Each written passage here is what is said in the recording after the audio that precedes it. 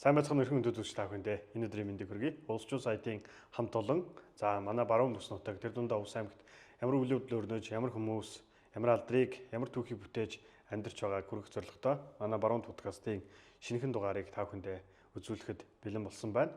Нэвтрүүлгийн маань анхны дугаарт байгаль, өв соёлоо, гэрэл зурагт мөнгөлөн үлдээж олон түмэнд одоо эрчүүч энергийг бас бэлгэлж явдаг Дамирангийн Батулга ах маань оролцож байна. Сайн байна уу? Сайн байна уу? За ахаар ойрын саяын сайхан юу байна? За 50-да шиж байх. Ер нь тэгэл явж лээ. Уран бүтээл арай байна. Уран бүтээл арин байна. Тэгээд нөгөө хорвоо дэлхий уудам хийх ажил их байна. Анхныхаа подкастын зочноор урьж оролцуулж байгаа хэвдэл баярлж байна. Танай хамт олонд.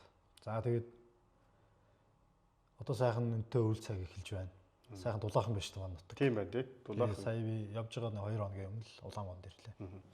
Хойтлын одоо энэ нөгөө нуур яг хөлдөх гээд ус нуур их нуурын отхлын одоо 3 том нуур манай аймагт байна шүү дээ. 4 том нуур тий.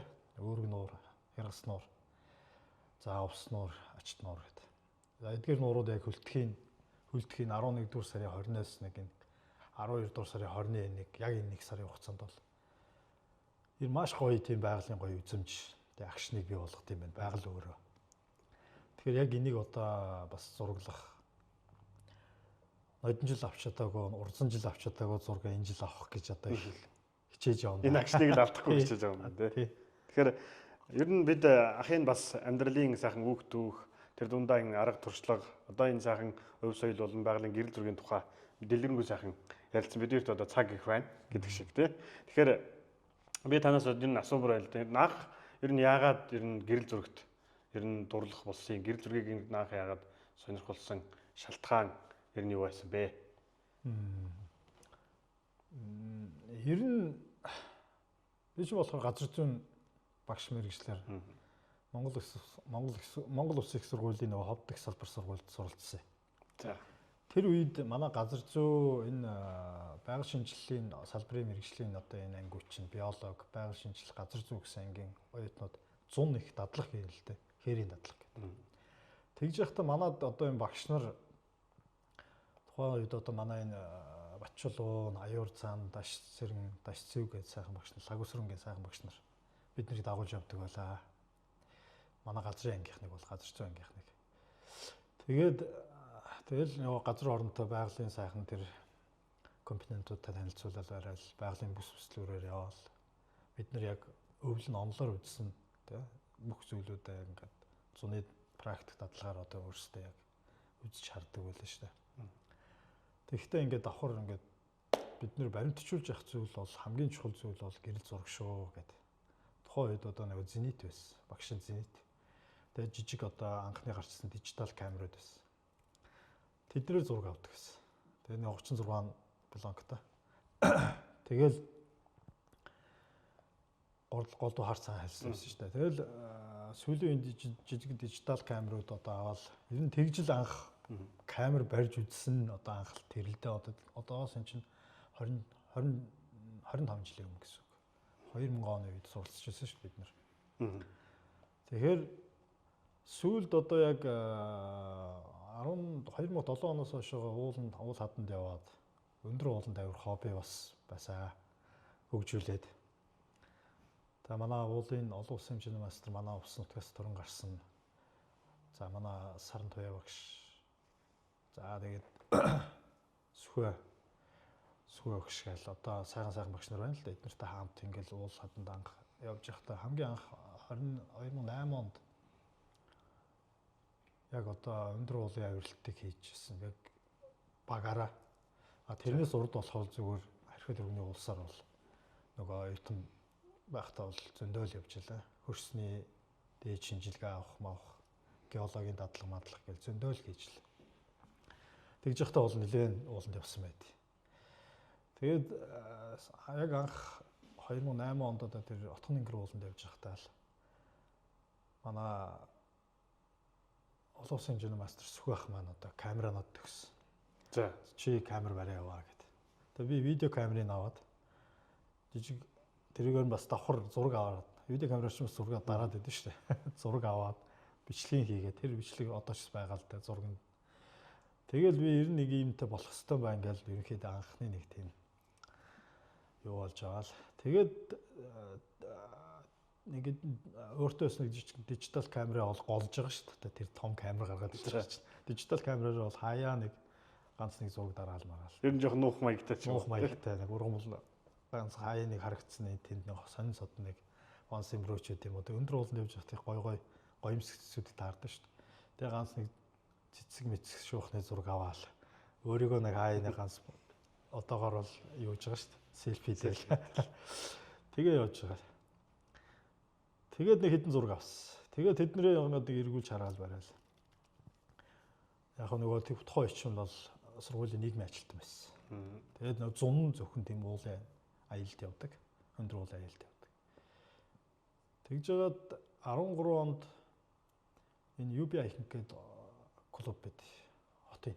Тэр клубтай хамт тэдний клубд одоо анх Дэглий цагаан ууланд бол гайд хийсэн. Хөтөч хийгээд нэг 24 хүнийг одоо тэнд 24 уулчинд хөтөч хийгээд анх тэнд дэр гарч яхад одоо Монголын одоо мастер гэрэл зурагч нь манай бас л одоо мундаг залуу да. Одоо Монголд баг number 1 гэж та хэрэг хэлчихэж байгаа залуу. Эрдэм болгон гэдэг. За Эрдэм болгон анх бид нартай явж одоо зураг дарж ирсэн л да. Одоо энэ цаана байгаа энэ яг Дэглий цагааны оргил дээр авсан зураг шүү дээ. 3978 м оргилд авахулсан. Тэгээ бидний гарч байгаа энэ үед бол яг өдрүүд бол 3-4 өдөр нөгөө цасан шуураад тэгээ яг маргааш үл яг биднийг ирээд урд орон хоноод маргааш нь авирчих үеэр бол тэнгэр гоё цэлмээд үүл сайхан буугаад их гоё байсан. Тэгээд яг энэ үеэр ингээд би нэг хөтчигээ явж байсан хамгийн түрүүнд явж байсан учраас эдэн болгоно одоо ахаа таа сууж байгаа дээр яг ингээд суужаад үг гэдэг нэг хит хитэн зураг дарсан. Тэр зураг маань ч одоо тухайн үед амар гоё Монгол даяар нөгөө юу гэдэг нэг сайт байсан шүү дээ хамгийн анх сак гэдэг сакцэг юм байна. Сакцэг юм нэр нилээ яваал олон хүмүүст хүрээл. Дөнгөж тэр үеэр чи юу гарч игэлж байсан вэ? Facebook дөнгөж гарч игэлж байсан шүү дээ. Тэгэл над хэлжсэн та ер нь өөрийн гэсэн камертай болоо бас. Тэ камертай болоод яг ийм гоё уул хатанд явж байхад бол өөрөөс гоё зургууд гоё акшнууд болт юм аа. Тэгэл тэрнээс хойшоогоо л одоо 15 онд нэг юунд яваад камер авах гээд одоо яг багшийн цалингаар камер авах гэдэг бол худлаа шүү дээ тий. Тэгэхээр би яажсан тухайн үед нэг сургуулиас ажлаасаа чөлөө аваад 3 сарын чөлөө аваад Солонгос явж ажил хийд юм аа. Тэгээ Солонгос явж ажил хийгээд анхныхаа камерыг авчихсан. Тэгээ анхныхаа камерыг аваад нэг Canon 70-ыг авчихсан. Би тэр үеэр бол камерын мэдлэг бага байсан л дээ.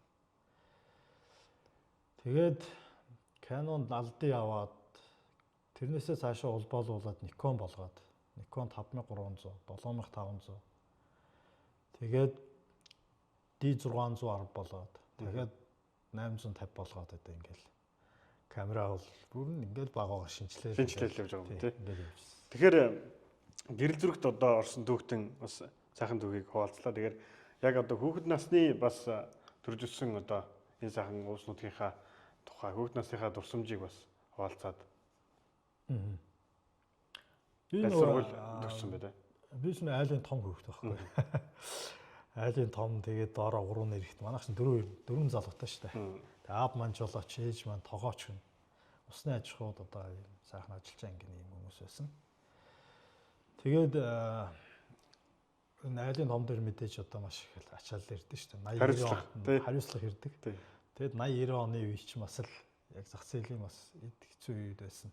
Аав ээж хоёр тэр үеэр 90 оны үеэр бүтэн сонгогдол гэдэг одоо тэр ажил хөдөлтөртэй л тэгэл одоо хэдэн залуу хүүхдүүдэд яаж тэжээх үү тий яаж сурах уу гэл их хэлийн болж илаа шүү дээ тэр үеэр энэ айл болгон л баг тийм амьдралтай байсан баг та энэ тэгээд тэр үеэр чинь энэ бол хүүхд нас яг тэр үеэр өнгөрч байгаа юм л да би нөгөө 4 ажилд байсан одоо хуучин 1-4 8 жил уу одоогийн 4 ажилд сурчсан тэгээд сургуулийн ороонд бол хүүхд нас өнгөрсөн манай нэг жоох байх чинь тэр сургуулийн орооч нэг гоё бол нэг том саадтай байсан л да. Хоёр бух мөргөлддөг. Тийм гоё. Тэгээд гоё тийм гоё хөшөөнөттэй. Тэгээд тэр саадан дундаа 2 3 тийм гоё гол хөрсдөг. Яг л үлгэрийн юм байр л тийм гоё байсан шүү дээ.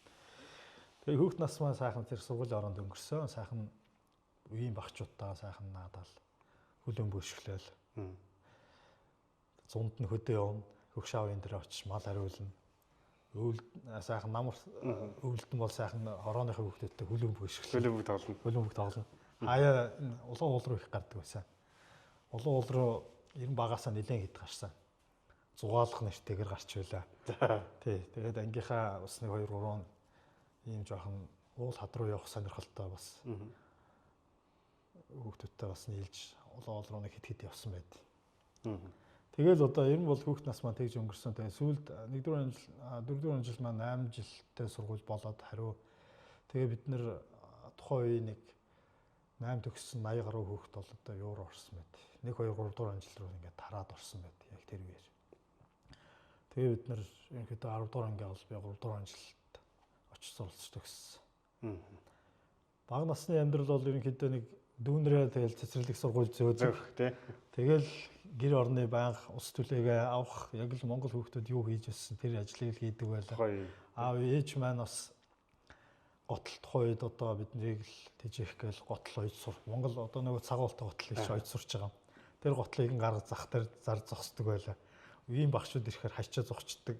Хажуудлынхаа гүнд загчаа явждаг. Нэг булангийн цаанаас харж байгаа. За явсныхан дараа ирээ зогсдог юм байна. Тэр үед готл хөл их даардаг, өвлөө өлрөлтэй амар их даардаг. Зундны халууцаалаа энэ. Тэгээ аав нөгөө нүүрсэн төвдөг байсан. Сонсмалтай. Сонсмол машинтай. Тэгэл хартаар ухтаа нүүрсэнд өвөл дагж дагаал явна. Тэгээ очил нүүрс шигшин очиж нөгөө очир дугаар аавна. Тэгээ ер нь тэгэл хар бор амьдрал дотор тэгэл яг л өссөндөө тэгэл. Тэгэхээр та бас газар зүйн мэрэгжилтэй мөртлөө одоо нийгмийн ажилтнаар бас бага хугацаанд ажилласан. Ер нь яаж яваад бас сургуульд ажиллаж эхэлсэн, ажил амьдралын гараагаа эхэлсэн тэр ажилт нь хаанаас эхэлж ирсэн тэр тухай. Тий. 2003 онд их сургуулийн газар зүйн ангийг төгсөж ирээд Улаангомд ажиллая гэсэн бодолтой байсан л да ер нь бол. Тэгэл Улаангомд тухайд бол ажил олдоогүй. Тэгж газар зүйн багшийн орон тоо байгаагүй. Тэгээд явж байгаад нэг өдөр намайг одоо энэ манай 4-р жилд ажиллаж байсан манай түүх нийгмийн ухааны багш Алтан Чимээ багшд нэг дуудтаа. Тухайн үед бол 5-р сургуулийн Чандамны 5-р сургуулийн захирлын ажил авч ирсэн байсан юм л. За. Тэгээ намайг дуудаа чи газар манад сургуулийн нийгмийн ажилтны хийгээч. Чи бол би нөгөө тухайн үед өөрийнхөө сургууль дээр ирж 4-р курстай байхдаа 4-р жил дээр ирж өөрийнхөө сургууль дээр газар зүйн дадлага хийжсэн байхгүй. Багшлах дадлага хийжсэн. Тэгээд тухайн үед манай багш нар бас за чи ер нь баг төгсчээд манад ажиллаач баг юу муу гарах байх гээд оронтоо гарч магадгүй юм ярьжсэн. Тэр тухайн үед гараагүй л дээ. Тэгээд тэр намар 5-р сургуулийн нийгмийн ажилтнаар очиод бас өөртөө ихтгэлгүй байд юм аа. Гэсэн чинь надад хэлж идэв. Чи оюутны холбоо гэдээ бас олон нийтийн ийм ажил хийж исэн хүн чаднаа л гэд. Тэгээд надад бас ихтгэл урам зориг өгөөд. Тэгээд анх 5-р сургууль одоо Чандамны сургуульд анх очиж нийгмийн ажилтан хийж илээ. Нийгмийн ажилтан гэдэг ажлыг огт мэдхгүйгээр. За энэ нь олон нийтэд ажиллана. Хүүхдтэй ажиллана ялангуяа. Хүүхд эцэгчүүдтэй багш нартай ажилладаг ажил гэдгийг бол ерөнхийд мэдчихсэн. Тэгээд тухайн чи одоо энэ дөнгөж гэгэрлийн яам гэж байсан. Гэгэрлийн яамны нэг гэгэрлийн яамнаас гаргасан боловсролын яам чинь гэгэрлийн яам гэсэн нэртэй байсан юм л. Тэр яамнаас гаргасан сургуулийн нийгмийн ажлын байрны тодорхойлолтын жишг гэдэг байсан. Тэрийг л нэг 3-4 өдрөөс та цээжилт шахуу уншсан. Тэр жишг болохоор ерөнхийдөө өөрөө Английн хүүхд эвэх сангийн хүүхд хамгаалах бодлого дээр за тэр олон улсын одоо сургуулиудад энэ сургуулийн нийгмийн ажилтны ажлын байрны тодорхойлолт ямар байдгийг яг ингэж жишж харгасан жишг байхгүй. Тэрийг ингээл ерөнхийдөө цээжлээл за ерөнхийдөө би хүүхдтэй ажиллах ажил юм байна. Ер нь тэгэл нэгээс бэлтгэл үргээс аваад 10 дугаар анги хүртэл төгсөх бүх ангийн хүүхдүүдтэй би ажиллах юм байна. Эцэг эхчүүдтэй ажиллах юм байна. Анги өдөрсөн багш нартай ажиллах юм байна. Эцэг их сургууль хоёрыг хооронд нь холбогддог гүүр болж ажиллах хэрэгтэй юм байна гэдэг бол ойлгоол. За тэнд сургуульд нэг анх 5 дугаар сургуульд ороод 3 жил ажиллаад тэгээд наашаага коллеж руу орж ирсэн. Тэгээд коллежид орж ирээд бас газар зүйн багшаараа нэг цагийн багш хийгээд явж хагаад тэгээд ер нь бол сургуулийн нийгмийн ажилтнаар бүр мэрэгшээд 2011 онд боловсролын Монгол Улсын боловсролын сургуульд нийгмийн ажлын магистр хамгаалаад яг 1.5 жил өдрөөр сурсан. Ичнэгээр сурах боломж байсан л дээ. Яг зүгээр өдрөөр сураад яг энэ мэрэгчлэр цаашдаа явах, тууштай ажиллах учраас өдрөөр сурвал надад илүү их одоо үр дүнтэй байх, илүү онл практик илүү сайн мэдэх байх гэдэг үүднээс бол өдрөөр сурсан байна. Тэгэл нэг нийтдээ ер нь боловсролын салбарт бол яг тасралтгүй 19 жил ажилласан байна. 19 жил ажилласан. Тэрний нэг 5-6 жилэн бол газар зүйн багш хийсэн. Энд чинь нэг Төгс Эрдэм гэх сургууль байсан шүү дээ бас. Төгс Эрдэм сургуульд бас Чандууны сургуульд ажиллаж явах дундороо бас нэг жил бас цагийн багш хийгээд авч байгаа. Тухайн үед одоо 2 дугаар жилд байсан л да манай дээдлийн үеийн Адиаг багш маань хотод одоо магистр хамгаалах гээд бас явжсэн. Яг тэр үеэр бол би Төгс Эрдэм сургуулиас газар зүйн багш хийж таарад. За миний нэг ажлын гараа нэг тиймэрхүү л байх шүү дээ. Тэгэл ер нь голдуу ер нь ийм хүүхдийн хөгжил хамгааллын одоо салбарт бол ерөнхийдөө ингээд боловсролын салбар дотор бол яг цэл залуунасаа бол өнгөрөөчихсөн байгаа байхгүй. Яг үйлдвэрлэж бүтээдэг яг тэгэл 20-с бараг 20 наснаас 40 нас хүртэл бараг ингээд явчихсан байгаа. Зүтгэсэн байна тийм ээ. Тэгэхээр одоо ер нь та өөрийгөө ер нь хүмүүст одоо нийгмийн ажилтан гэдэг мэргэжил бол мэдээж хүүхдийн одоо сурч хүмүүших төлөвшөлтөд бас их нөлөөлдөг ийм хариуцлагатай бас салб гэж боддог. Гэхдээ та ер нь хүмүүст өөрийгөө ер нь ямар мэдрэмж хүмүүст харилцахдаа ямар мэдрэмж төрүүлдэг вэ гэж боддог. Би ер нь хүмүүст нэг тийм мэдрэмж үлдээдэг байх гэж ер нь өөрийнхөө тухайар бодож байна. Тэр тухайгаа. Бас л хэцүү асуулт байна шүү. Тэгээд яг хүн өөрийгөө таньж мэдэх гэдэг чинь өөрөө бас хүн байх хугацааны амар том боловсрал шүү дээ энэ чинь тий. Одоо ч гэсэн хүн өөрийгөө 100% мэдэх ямарч боломжгүй гэдэг шүү дээ. Өөрийгөө хайсаар байгаа л одоо амьдрал дуустдаг гэж өгдөө шүү дээ нэг насны амьдрал тий. Өөрийгөө бараг ойлгохгүй байсаар байгаа л дуусч байгаа шүү дээ тий. Хүн гэдэг чинь өөрөө ер нь бол байгалийн төгс бүтээл шүү дээ. Тэгээ хүнийг одоо яг тэр нийгмийн ухаанаас нь байгалийн талаас нь ч гэдэг юм физиологийн талаас нь судлах юм бол тий хувь хүн талаас нь ч одоо нийгмийн ухааны талаас аль талаас судлаад барахгүй тийм шинжлэх ухаанлалтай антрополог талаас нь яг би хувь хүний хувьд болохоор их нээлттэй байхыг боддог хүмүүстэй. Ер нь яг багаас их нөгөө нийгмийн ухааны хичээлүүдэд их илүү их одоо дур сонирхолтой байсан л да. Нийгмийн ухааны хичээлүүд дээр нь байгаль шинжилэл тэр байгалийн ухааны хичээлүүдэд бол илүү их одоо дуртай байсан. Яг тэр чанар маань одоо ерөнхийдөө ингээд амьдрал дээр гарч ирээд ажил хөдөлмөр хийгээд хүмүүстэй харьцаад ингээд яг энэ мэргэжлийн ажил хийгээ явахад айхтар нөлөөлж байна л та. Тэгээ идэвхтэй байна гэдэг бол одоо жишээлбэл дунд сургуульд би скаут. За дээр нь улаан загалмайн бүлэгмийн одоо бүр ахлагч байлаа л да. Тэгээ аймгийн улаан загалмайн, өсрийн улаан загалмайн бүлэгмийн дүр ахлагчаар ажиллаж байлаа.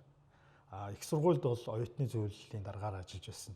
За ингээд ийм олон нийтийн ажил хийж явж байсан маань эргэж гарч ирээд сургуулийн нийгмийн ажилтан хийхэд надад их төхөн болж байгаа байхгүй. Сургуулийн нийгмийн ажилтан олон нийттэй ажилтдаг шууд ажил. Ялангуяа шууд хувь хүнтэй. Багасаа л дүр сууж байсан биз дээ. Ер нь баг яваад байсан байгаа байхгүй. Тэгэд энэ ажил маань ерөнхийдөө ингээд намайг яаж ерөнхийдөө олон хүмүүстэй ингээд харилцах ажилтан болгож ингэж төлөвшүүлсэн байгаа байхгүй цаанаасаа. За ер нь бол таны өгдөл бол хүнтэй ажиллах хэрэгтэй байна. За дээр нь бас нөгөө миний хобби гэж байгаа шүү дээ цаана нөгөө аялах хобби байгаад байдаг. Би ерөнхийдөө өөрийн нийгмийн ажилтан болно гэж боддог байсан. Энэ л бол ерөнхийдөө өөрөө бол газар зүйн багшаараа яваад цаашаага ер нь энэ байгаль орчны салбарын чиглэлийг хүн болно л гэж өөрийгөө боддог байсан л та. Байгаль хамгаалагч ч юм уу тэр чиглэлийн мэргэжилтэн болно гэж бодож байгаа. Амьдралын шаардлага нэг ийм болчихсон. Тэгээд хүүхдүүдтэй ингээ харилцаад тэгээд ер нь олон хүүхдүүдтэй харилцах гэдэг чинь өөрөөс нь маш бай мэргэжил. Хамгийн бахархдаг одоо ялангуяа багш мэргэжил бол. Сургуулийн нийгмийн ажилтан хүн бол яг ялангуяа сургууль дотор яг байгаа бүх хүүхдүүдтэй бүгднтэй нь ижил тэгш хэмжээнд харилцсан, тэдний эрхийг хамгаална, тэдний дуу хоолойг сонсно, тэдний өдөр тутам амьдралд нь тулгарч байгаа бэрхшээлтэй асуудлыг шийдэхэд нь тусалдаг. Одоо тэдний яг дотны анд байх хэвээр бүр аав ээж шиг байх хэвээр хүн л дээ. Тэгээд сургууль, гэр бүл, одоо сурагч эдгээрийн хоорондын одоо энэ харилцаа холбоог л одоо хөгжүүлэх. Тэдний хооронд одоо харилцааг маш сайн эерэг байлгах тийм ажлыг л ерөнхийдөө сургуулийн нийгмийн ажилтнууд хийдэг. Мөн одоо эрхэн зөрчиж байгаа. За сурах эрхэн зөрчиж байгаа ч гэдэм үү. За мөн одоо оролцох эрхэн зөрчиж байгаа. Эсвэн энд амьдрах эрхэн зөрчиж байгаа. Тэр эрхүүдийг зөрчиж байгаа хүүхдүүдийг тэр одоо харьяа багийн хүүхдүүдийг судалгаа гаргаад тий гэр бүлийнхэн судалгаа, өрхийн судалгаа гаргаад багийн дарагтаа хамтарч ажилладаг, багийн нийгмийн ажилтнанд хамтарч ажилладаг. Ингээд ажиллаад байхаар чинь өөрөө дандаа ингээд хүнтэй ажилдаг мэргэжил байгаад байгаас. Тэгээд ингээд хүнтэй ажилдаг мэргэжил чинь өөрөө хүнээс маш их мэдлэг ур чадвар шаардна, өөрийгөө хөгжүүлэхийг маш их шаардна. Өөрийгөө маш хүмүүжлэлтэй, төлөвшөлттэй байхыг шаарддаг мэргэжил учраас өөрийгөө бас нэлээд олон ном зохиол сонин яг мэргэжлийн чиглэлийн ном сонин уншиж за тэр ганцхан жижиг одоо тийм сургалтууд богино хугацааны, дунд хугацааны олон сургалтууд бол ингэж бүсийн, улсын хэмжээний сургалтууд нэлээд олон хамрагдчих явсан байдаг. Тэгээд нэг яхаа зүгээр би бол өөрийгөө ингэж нэг тухайн үед нэг юм Германы нэг санхүүжилттэй нэг тест гарч ирсэн байхгүй мэрэгжил цэгээмэ ингээд. Тэр мөн тухайн үед гарч ирээд нэг төслийн хүрээнд гарч ирээд ажил мэргэжлийн чиг баримжааг яаж одоо хүүхдүүдэд зөв хүргэх вэ гэх хүүхдүүдийг мэргэжлийн чиг баримжаатай яаж мэргэжлийн чиг баримжаанд нь яаж ингэ зөв хөтлөх вэ? Одоо зөв мэргэжлийн эзэмшигт нь яаж туслах вэ гэдэг нэг тийм мэргэжилтний сургалтанд би анх хамрагдсан нэг 13 онд л үү. Тэгээд тэгж явахдаа би нэг мэргэжил цэгээмэ гэдэг нэг тийм 87 асуулттай. Тэр бол яг зөв орчуулгын тийм нэг юм сайт явж исэн л да. Монголд гарч ирээ. Тэр алга болсон. 2 жил яваад. Тэр тестийг би өөрөө бүгэлж үздэг байхгүй. Би яг ямар мэргэжилтэй хүн байх вэ? Өстой байсан бэ гэд хувь хүнийхээ өөрийнхөө мэдлэг ур чадвар, өөрийнхөө сонирхол, хүсэл тэмүүлэл дээрээс яг харж байгаа тэр 87 тестийг бүгэлсэн чинь над нэг номерт нийгмийн ажилтнууд гэдэг мэргэжил гарч ирсэн. За. Тэгээд над ингээд 5 мэргэжлийг санал болгож байгаа байхгүй. Нийгмийн ажилтнууд, багш гэдэг. Одоо ингээд хүнтэй харилцдаг ингээд хүний нөөцийн менежер энэ төр гэдэг. Яг тийм яг л амар хамтаа гаргаж ирдэг мэргэжил байт юм билээ. Тэгээд би яг ингэж бодож байсан баг. Би ер нь сургууль нийгмийн ажил хүнтэй харилцдаг хүн юм байна да. Тийм учраас ер нь өөрийгөө хүмүүст их зөв таниулж ойлгуулж тэ мэдрүүлж энэ хүмүүст зөв ойлголт зөв харилцаа, эерэг харилцааг бий болгохын тулд хүнийг хүндлэхээс ихсүүлээд хүнийг сайн сонсох тийм хэрэгцээ шаардлага үүсдэг юм л. Тэгээ яг зүгээр ингээд суралцаал явж байгаа л да нэг амар тэрнээс хойш би нэг мундаг болж дээгүй нэг яг одоо ч гэсэн амьдрал дээр ингээд өдөр тутам суралцаал энэ олон хүмүүс олон сайнтай муутай олон хүмүүс дотор те тэгэл өөрийгөө ямар ч гэсэн нэг тэг гээчгүй шиг тэгэл болгоол явж байна. За тэгэхээр бас баггүй хугацаанд ингэж бас нийгмийн ажилтнаар одоо ажиллаад бас багшаараа эхэлж ирсэн одоо ажлын гараа маань одоо энд хүрсэн байна. Тэгэхээр та бас ууланд одоо авирдаг энэ хобби ер нь хизэнээс бага багтаа л одоо улуул руугаа гардаг гэсэн гэдэг чинь. Тэгэхээр ер нь бас яг мэрэгжлийн одоо нөгөө энэ дэглээ цагаан ч юм энэ өндөр сайхан хайрхнууд ер нь хизэнээс ер нь авирч эхэлсэн яг мэрэгжлийн тэр ууланд авиралтын хоббигаа бас хизээ яг бүр илүү гоё хөгжүүлж чадсан бай. 2007 онд хамгийн анх надад санал тавьсан одоо энэ манай Улаан Политехник коллежийн олон улсын хэмжээний өндөр улсын хэмжээний мастер бүрийн саранд бай гэж багш маань. За. Тэгээд тухайн үед багш болохоор би нэмрийн багш байсан л да. Тэгээд зун нь болохоор ингээд залуучуудад аялах юм ууланд авирах сонирхолтой залуучууд бас ингээд санал тавиад тэднийг ингээд бас тодорхой хэмжээнд бэлтгэж чагаад тэгээд аваа явдаг байсан юм л. Тэгээд 2007 онд би амжаагүй. За би дараа жил явна гэж хэлсэн байхгүй. Тэгээд тэр 8 оны хавар нь анх яг одоо хэлсэн амдаа хурч одоо багштай анх одоо энэ манай уулын Увс аймгийн уулын холбооны бас сайхан ангатагчд мундаг уулчтай хамт явж байсан л да. Завхан аймгийн Отхон ангир ууланд зохиогдсон Хангаан нурууны ноён өргөлжтэй. Тэнд зохиогдсон анхны Монголын одоо уулчдын альпинат цугларалт гэд болдог. Бас уулын улсын аврах шалралт тэмцээнэлтэд тийм байдлаар явж ирсэн тухай үед. Тэнд очиж анх удаа тэр одоо хамгийн өндөр 4000 метрийн өндөр оргил дээр хөл тавьж ирсэн л да. Тэр нөгөө анх камераар явж байдаг гэдэг үед. Тэр үед бол нөгөө хин гарч ирсэн. тухайн үед Монгол Улсын ерөнхийлөгч байсан Авгүн байна. Тэр чинь яг тэр жилээ бид нэр Цамбар ууланд бас яг тэр Отгон Ингрийн авиралтын дараа бас 3 хоногийн дараа Цамбар ууланд тэр нөгөө Бээжингийн олимпиад явжсэн Монголын баг тамирчдыг авч явах хэвээр Монголын тугийг тэр Цамбар уулын авиргал дээр гаргасан юм. Тэр авиралтанд бас яг тэр жил давхцаж 3 үйл явдал давхцаж байгаа байхгүй тэр үед. За тэр альпинад гэд болж байгаа. За яг тэр үеэр уулын анхны марафон гүйлтийн аврах шалгаруулах тэмцээн болж байгаа 15 км-ийн. Тэрэнд нь би давхиж ороод бас төрүүлж байгаа. Анхны уулын марафоны авраг болж байгаа. Тэг давхиж явж байгаа. Тэгээд дараа нь тэгээ 2 3 хоногийн дараа тэрэн дээрнээс залгуулж яваад шууд Ховд аймгийн Эрдэнэ сумын нутагт орших тэр далайн түвшнээс дэш 4212 м өндөрт орших. Цамбар байрхны авиргалт. Бас ингээд тэр хамт авирсан альпинадынхаа багтаа Эрдэнэтийнхэн да тэгээд дархных нь Өмнөгов Улаанбаатар хотоос гээд маш олон багууд ирсэн. За тэгээ манай энэ Ховд аймаг Баян-Үйлгийн Гоолтанхан гээд бүгд нэлээд олон бүрэлдэхүүнтэй баг очоод тэнд хамтарсан сайхан авиралтаа хийгээд тэнд тэр Монгол улсын одоо мастер Морио уурч нэг ах ирж бас анх Морио уур тэр 4000 м өндөр авиргал дээр за хуур их шиг Морио уурын аяыг шиглүүлээд тэр намрын хоёргоо одоо тухайн ерөнхийлөгч байж одоо бид нартай хамт гарч нөгөө уулзтай хамт гарч тэр Бээжингийн олимпиад явах тамирчдын Монголын тугийг бол явуулжсэн шүү дээ. Намруулжсэн шүү дээ. Тэр жил чинь харин нөгөө яг тэр жил чинь хоёр шүү дээ. Нөгөө 8 сард хамгийн анх Бадрууган шууд алтаа аваад тэгж ч Монгол ер нь анх нөгөө олимпиас алтаа авсан түүх байхгүйсэн шүү дээ, тий. Тэгээд Монголын анхны алтан медаль чинь яг тэр 2008 оны Бээжинг олимпиадаар чинь тэгээд хин хоёр авчиж байгаа шүү дээ. Найдын төвшин баяр аврах. Төвшин баяр аврах. Бадруу хоёр авчиж байгаа шүү дээ. Сэрдам ч мөнгө авах. Тэгээд бас яг тийм сайхан юмд арга хэмжээнд ингээд оролцоод бидний хамт гаргасан туг ингээд ирэнгүүт чинь тийч айхтар том урам зориг авч байгаа байхгүй. Маш гоё түүх болж байгаа. Тэр чинь ингээд ер нь чинь омгшаал өө чи ямар гоё юм бэ? Бид нар ийм юмд хамт явлаа шүү дээ. Тэгэл дараа ингээд ууланд явах сэтэл мотивац бол ерөөсөө тэндээс л бий болсон л да. Тэгэл одоо тэндээс цаашаа тэгэл эх орныхоо сайхан өндөр хайрхнуудад Алтаа даван богд тийм ээ. Тэгэл одоо энэ Монгол Алтай нурууны 4000 м-тэй бүх ориглуудаар л бүгд ингээд гарсан да тэгэл тий. Сутаа хайрхан, мөнх хайрхан, сам гаруй тэгэл Алтай даван богд, малчин, хөтөн гэл бүгд дээр гарсан да тэгэл. Тэгэхээр таны бас ууланд энэ бас олон сайхан одоо өндөр уулууд дээр авирч явах үед тохиолдсон мартагшгүй нэг сайхан түүхийг бидэнд тоолцвол. Одоо тэр 2008 онд яг эхэлсэн түүх бол маш гоё. Гэхдээ тэрнээс өөр бас нэг сайхан түүхийг бидэнд яриад өгвөл. 13 онд би нэг юунд тавьсан.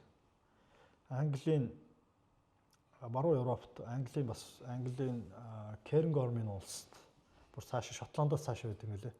Кернгорм гэдэг улсын одоо энэ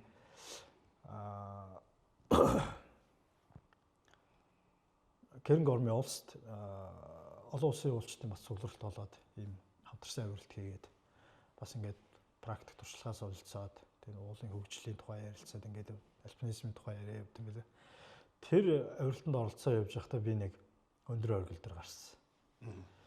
Тэгээд тэр өндөр оргил дээр Neil Arms гэдэг нэг юм англи залуутай гарсан байхгүй. Бид нарт хөтөч хийгээд. Тэгээ Монголоос бид нар гуруулаа явсан. Манай Эрдэнэтийн нэг Гоки нэг уулчин залуу. За тэгээд манай Улаанбаатар хотоос бас нэг UBI-ийн клубын нэг уулчин. Тэгээд гуруулаа оролцсон. Тэр үеэр яг нэг 3-4 өдөр тэнд ерөнхийдөө ингээл очиод тентхийн уул бас яг өвөлд нь бас их юу юм бэлээ. Бид нар чинь 1 сарын үед очсон шүү дээ. 2 сард очсон шүү дээ. Бас тийм уулын бас нэг уулрах газар учраас тэр чинь бас хэрчтэй суур амьсгалтай цасан шуурга их шуурдаг газар байлаа. Тэгээ уулын оргил дээр бид хэд нэг өглөө гарч явсаар байгаад нэг 11-12-ийн үед очлоо да. Тэгэл нэг гоё зураг хөргөө авахулаад яг тэгжэтэл цасан шамрах тавьдаг байхгүй. Тэгээ би ч энэ зөндөө ууланд авираад ингээд явж хахад зөндөө салхи шуурга энэ цасан шамрахад таарчихсан. Тим хүчтэй цасан шамраханд би хэзээш таарч байгааг байхгүй. За баг хийсэнг алдсан. Тэгээ хоёр барьж явсан хоёр Isaacs гэдэг нэг уулчтын алах байна шүү дээ. Уулчтын хоёр алахыг би газарт хоёуланг зоогоод Би чи ягаад маш хөнгөн жинтэй биш шүү дээ. Хоошоогоо яг ингээд яг босоод ингээд явхаар урагшаа би хотолтой бас хүнд өргөвчтэй яваа шүү дээ. Тий. 20 орчим килограмм өрчихсэн яваа. Тэгээ хойно ингээд татагтаад байгаа байхгүй хүнд өргөвчөндөө бас ингээд татагтаад. Тэгээ салхинд яг хийсчих гээд байгаа юм чинь. Тэгээ хоёр ингээд цасанд юунд ингээд хоёр айс акс ингээд зоогоод тэгээ яг доош ингээд хараа хөвчих үед манай нөгөө гокийн найз миний зургийг авсан байдаг байхгүй. За. Зургийг авчихсан тийм зураг байт юм л да. Яг тэн дээр би 2 3 удаа баг хоош унс цасанд бүр ингээд өнхрөөд бүр. Тэгээд нөгөө айсакстад бол айсакс ингээ хамгаалт хийгээд тэн дээр манай хоёр нөхөр болохоор бас нэлээд биерхүү. Тэгээд хад бараад ч гэсэн байсан. Би нэлээд ард явсан учраас яг цасан дотор ингээд тэр цасан шуургыг өнгөрүүлж байгаа байхгүй. Тэр нэг 20 минут гэрэлтэй цасан шуурга болсон. Нүүр нүдгүй шуурч байгаа юм чинь. Тэгэл явж дуусчих юм даа тэгээд энэ дээр шүү дээ.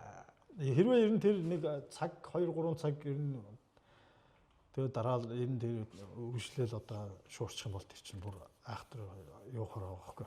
Хөлдөх эрсдэл үүсэн шүү дээ тэр чинь. Тэгэлгүй. Тэгээд сүүлдээ харин сайн бэлий юу хувц сунар сайтай явсан тул тал нэг юм болж байгаа юм л да. Тэгээд нэг 20 гаруй минут нэг тэгж. Тэгээ одоо манай найз тэр зургийг үзүүлэх болгондоо хэлдэг байх гэж. Энэ дэр ингээ хийсчт нь алдсан шүү гэл.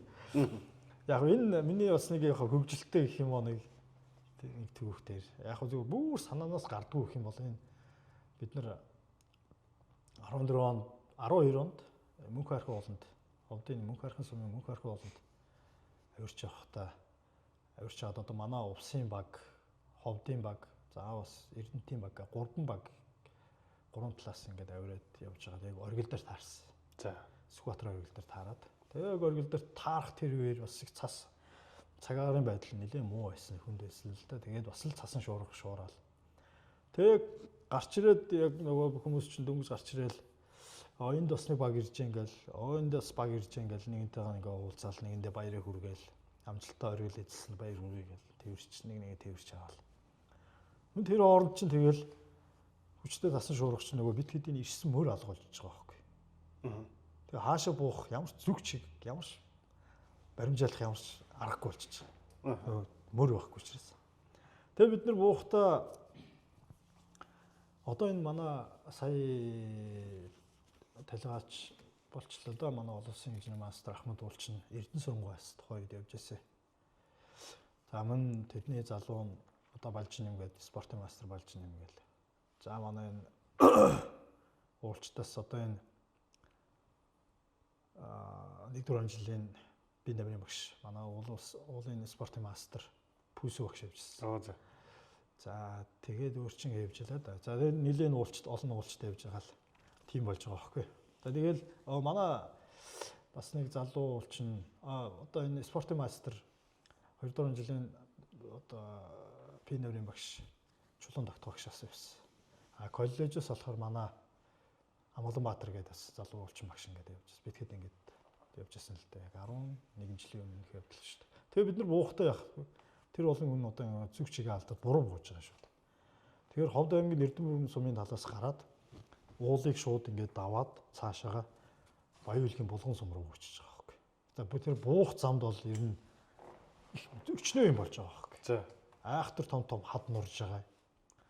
Бүр энэ баг диаметр нь баг 2 3 том гэрийн дайны том бөөрийн дайны тийм юу ван симбрууны тийм одоо төгөл рүү орчиж байгаа. Хүн гიშгхийн арга байхгүй тийм ван симбрууны төгөл дотор орж ирээ бид нэр таарч гарч байгаа шүү дээ. За тэр ван симбрууг ч бас бид хамаагүй одоо таслаа ичж болдгоо гэдэг. Их одоо бид нар чи айхтар сүсгэлдэг арт юм шүү. Тэр битүү бороотой битүү цасан шуургатай. Яг 4358 м өндөр орж шүү дээ. 4358 яриас бид нар доошоо нэг 4000 м рүү буугаад ирэх тэр 3900 хүртэл тэр 400 м бол битүү сасанд хувцс битүү н орчихсон. Бүгд битүү н орчихсон. Бүгд ингэ яг осох юм наадал тэр. Тэгэл нэг явж байгаа л жоохон томхон нэм өхөр хад таарахаар нөмөрт нь очиж жоохон ингэж баг зэргийн дулаацсах байдалтай нэгээ шахаж ингээд нэгнийхээ нэг баг зэргийн ингэж нэг салхи хааж ингэж зогсоол. Тэгж нэг дулаацаал. Тэгэл явсаар байгаа бид нар чинь шөнжөнгөө яваад 5 цагийн үед үүрээр 5 цагийн үед Баян-Улгийн булганы нэг айлд ирж байгаа юм л да. Нэг жаристай айлд. За. Яг тэр айл руу давхиж ороод би энэ хамгийн түрүүлж би баг орсон байх уу? 2 3 шанага айрг. Юу айрг уусан шүү дээ. 2 3 баг 2 шанага айрг уусан байхаа баг. Тэгээ манайхан ч ардаас орж ирэл ерөөсө тэр айлд нөө ерөөсө тэр айлынхан ч унтчихсан. Юун тэр айлаас асуух ерөөсө данхан төв шалгын тачгнуулсан зэрэг хэлсэн. Цаймаа юу гэдэг нэг уурж болох шингийн муугаал. Замдаа харин бүх юмаа барчиж байгаа байхгүй. Хавг хүчөд чадлаа барж байгаа. Эд хуух бүх юмаа хоол хүнсээ барж байгаа.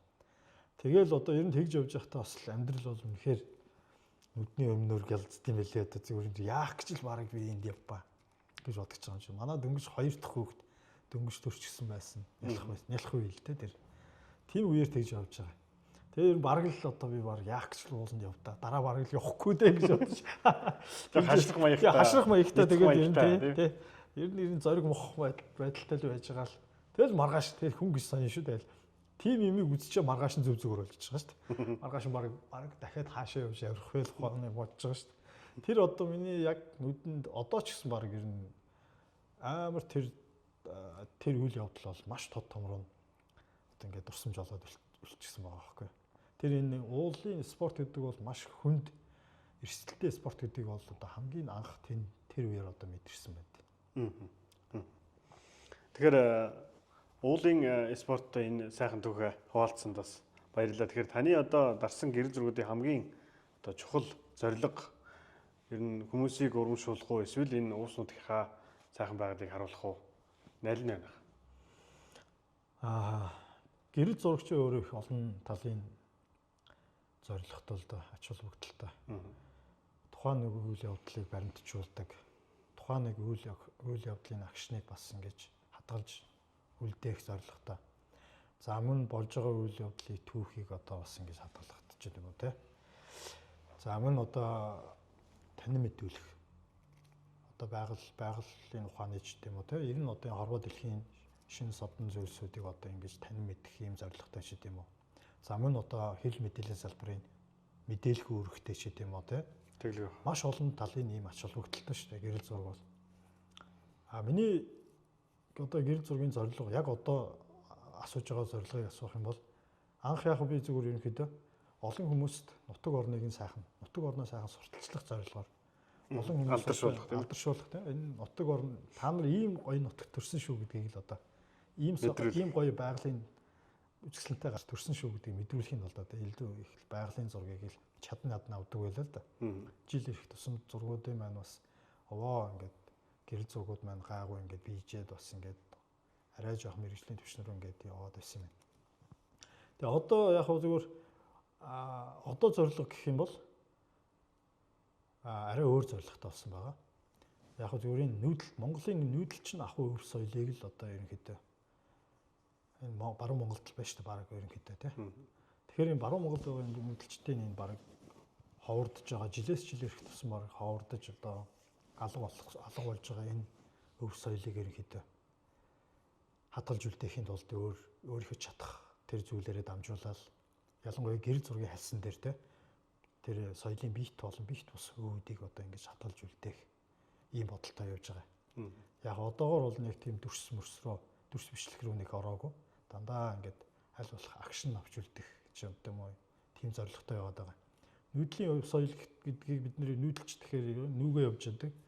Нөгөө тэмээ хүсэг эрдийн хүсгээр л хардаг гэж ойлгоо. Тэгээ би ч гэсэн яг л анхан шатнаасаа тэгж л ойлгож байгаа. Нүүдэлчдийн өв соёлыг харах юм бол эн чинь маш том өргөн цар хүрээтэй ойлголт шүү дээ тий. Тэрнээс зөвхөн одоо тэмээгээр нүүх одоо тэр өхөр тэргээр нүүх ч гэдэм үү тий. Цаагаар нүүх ч гэдэм. Одоо эдгээр чинь болно нэг дөнгө. Тэгэхээр энэ нүүдэлж байгаа энэ хэлбэрийг би бас ингээд олон талаар нь авч үлдэх тий. Тэгээ ялангуяа одоо энэ жин тээж байгаа юм бол манай бүр алга боллоо шүү дээ. Манай Увс аймгийн одоо жишээл хамгийн олон тэмээтэй сум бол төм тэмээтэй завхан нутаг шүү дээ. Тий. Завхан сумд жишээлбэл төм тэмээтэй мөртлөө энэ тэмээг унлаг ашиглаханд огт ашигладаг. Жишээлбэл тэмээгээр нүүж байгаа айл завхан алга. Жин хийж байгаа юм алга тий. Жин тээж байгаа юм алга. энэ чинь үйлчлэлтийн хамгийн гоё үнцэнтэй өв соёл шүү. Тэгтэл яг одоо өндөр уултаа ч юм уу те яалтчгүй одоо машин яварч боломжгүй тийм газрууд дээр бол тэмээ нүүдэл одоо ингээд үлчиж байгаа байхгүй. Увс аймгийн Тариалан сум, Үлгий, Өмнөгов. За одоо ийшээгээр Түргэн тийм үү? За тэгээ Ховд сум. Яг энэ хэдэн газрууд дээр за нэг юун дээр нэг ганц өндөр ангаад нэг жаргалантын ганц нэг хоёр айл нүүж байна. Гэ ботхоор энэ гарын 5 уруунд багтахаар гарын 10 уруунд багтахаар л хитгэн айл одоо нүүж байгаа байхгүй. Тэгээд нүүхтэй увсын одоо энэ уул усны диваж нутаг шүү дээ тийм ээ. Яг энэ 250 км-ийн радиус дотор энэ их нуурын хотын 250 км-ийн радиус дотор байгалийн одоо маш онцгой бүх бүслээр ялгарч байгаа байхгүй тий. Биднэрт өмнө говь явахгүйгээр говь үзэх боломж байна шүү дээ. Зүүн говь тис тий. Малчин гал ингээ яваад үзчих боломж байж байна. Цаашаа баруун туруу ороод алтны элс үзчих боломж байна. Тэгвэл өндөр уулан байна. Алта таван богд явахгүйгээр бид нар харьхаа түргнийхээ мөнгө цэцлэг ууланд авирчих боломж байна уу? Ажил нь шүү дээ тий. Хөвсгөл явахгүйгээр тэр их том нуурууд манад байж л шүү дээ. Тэ тал хээр нутгууд нь байна. Тэгэхээр яг энэ нутаг дотор бид нар энэ амьдарч байгаа нүүдэл яг энэ жилийн дөрөв эргэлт улиралд одоо яг мал ахуйгаа дагаад яг ингээд өөрсдийнхөө уламжлалаараа ингээд сайхан амьдарч байгаа малчин дүмнийхээ яг ингээд энэ ахуйн соёлоодыг гэр зургийн хальсан дээр одоо бүр чанартаагаар авч үлдэх те чанартаагаар бүр ингэж уран бүтээлийн төвшөнд авч үлдэх гэдэг бол миний одоогоор бол зорилго болжсэн байгаа. Цаашаа хүүхд залуучуудад магадгүй одоо энэ танин мэдхүү бас ач холбогдолтой. Магадгүй дараа нь 10 20 жил, магадгүй 50 100 жилийн дараа увс чинь энэ нүүдэл байсан юм биш үү? Увс нуураас энэ хархираад авдаг нүүдэл чинь байсан юм биш үү? Хархираагаас увс нуур руугаа ингээд хаварт орж ирдэг, малаа төлөөлөлдөг энэ 250 км-т замдаа талдаа 10 хоног нүүдэлдэг нүүдэл байсан биш үү? Ингиж нүүжсэн байж тэгээд одоо бид нэр хэцүүдэн тийм ээ. Өвөө эмээнэр хөр хүүхдүүдтэй ингээд магадгүй гэрэл зургийн энэ бүтээлээр дамжуулаад үзүүлдэг ч гэдэм үү. Гих мэтлэнгээр ингээл иймэрхэн бодоол ингээл одоо зураг аваад тэг явж байна да. Тэгэхээр увс бол бас эртнээс өөр амсгалтай одоо зундаа бол халдаг, өвөлдөө маш хүйтэн. Хүйтэн ийм цастай, ийм салхитай, цастай ийм орчин нөхцөлд зураг авах ер нь хүнд байсан тийм өчөө тохиолдож ирсэн. Тэр өчөөсөө олзуулах. Байгаа шүү дээ. Сая 23 онд би Монголын байгалийн гэрэл зургийн холбоо нийгэмлэгээс зарласан олон улсын одоо ерөнхийлөгчийн ивэлдор зохиогддог олон улсын гэрэл зургийн том уралдаан болдог жил болгоно. Тэгэхээр тэр уралдаанд би 2 тудаага оролцоод 2 тудаага ямар бүтээлээр оролцсон бэ гэхээр увснуур дээгүүр яг 2 сард увснуур дээгүүр машинтайгаа яг нөгөө усаас тис рүү явахдаа ингээд сайхан нуур дээгүүр давхдаг шүү дээ. Яг тэр үеэр би явж хагаад 2 сард цагаан сар хийгээ явж хагаад сар шин хийгээд цаашаа зүүн говь руу тисээр зүүн говь руу явж хахта дорооноор дарсан зураг маань 3 дугаар байранд орсон. Яг тэгж яхад тэр юуг анзаарсан л да. Тэр нөгөө манай тэр олон улсын гэрэл зургийн уралдааны ч юм бол дандаа олон улсын шүүгчч байдаг байхгүй.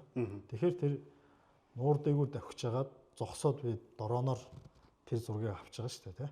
Хязгааргүй гэдэг зураг авч байгаа байхгүй. Нэртэй тийм зураг авч байгаа.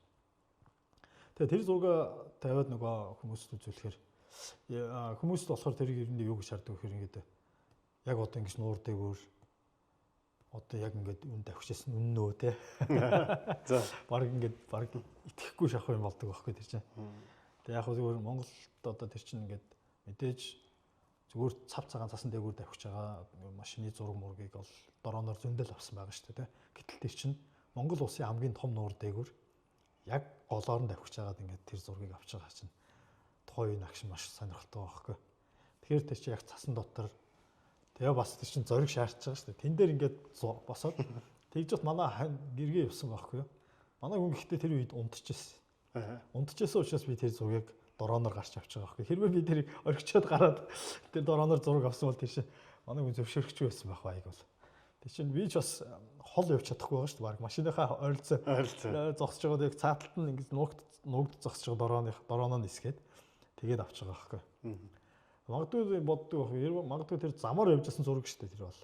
Яг гаргачихсан замаар би явсан байгаа.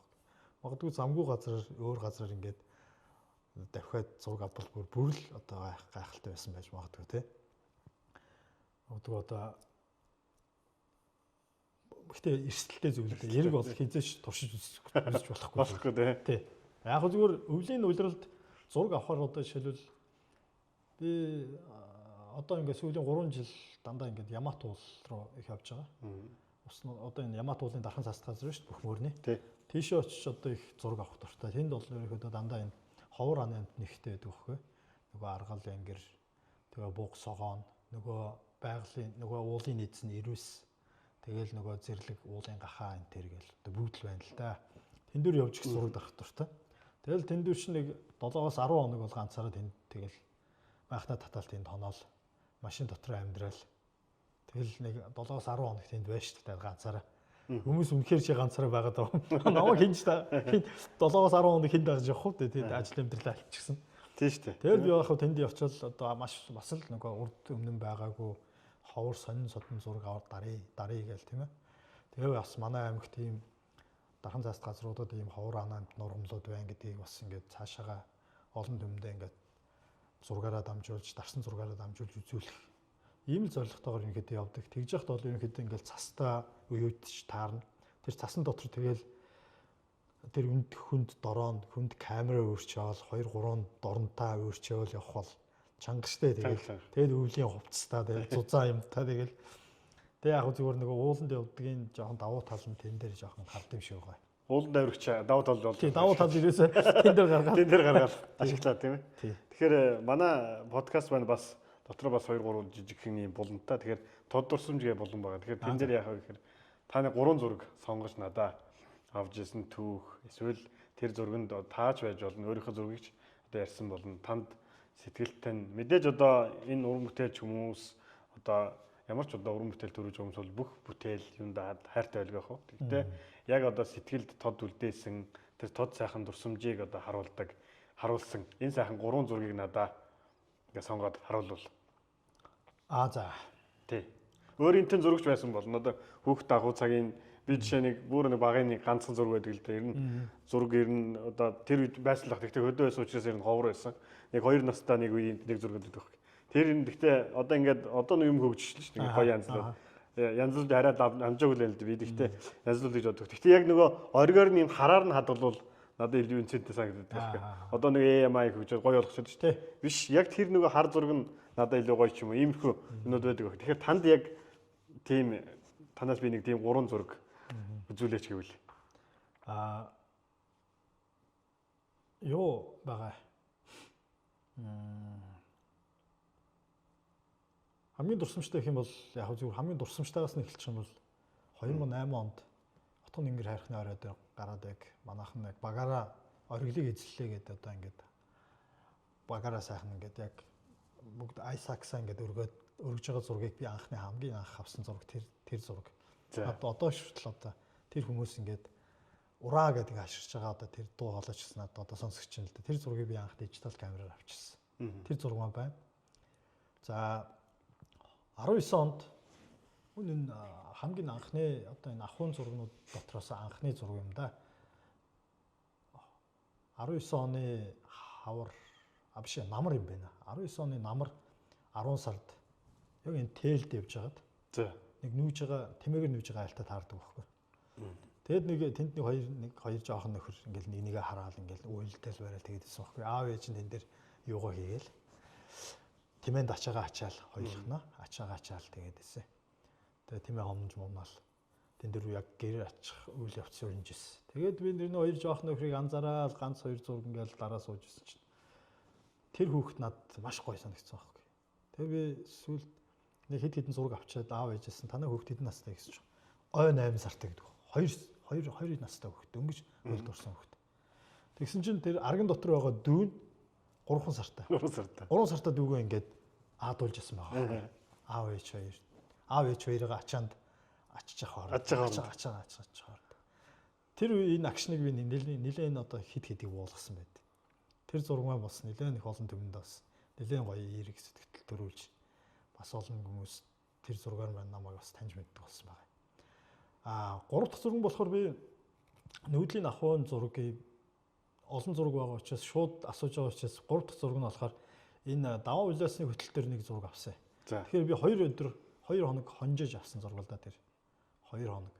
Тэгэхээр яг хөө нөгөө айлтайгаа яриад яг урд өдөр нь очиод хоноод дахиад яг нөгөө айл маань хачаалаад яг өд гарч ирэх хэвээр өдрийнхээ маргаашин гарч ирээд тэгээ 2 өдөр тэнд уул хадаар баахан тэнж хүлээж агаад яг авсан зураг байд.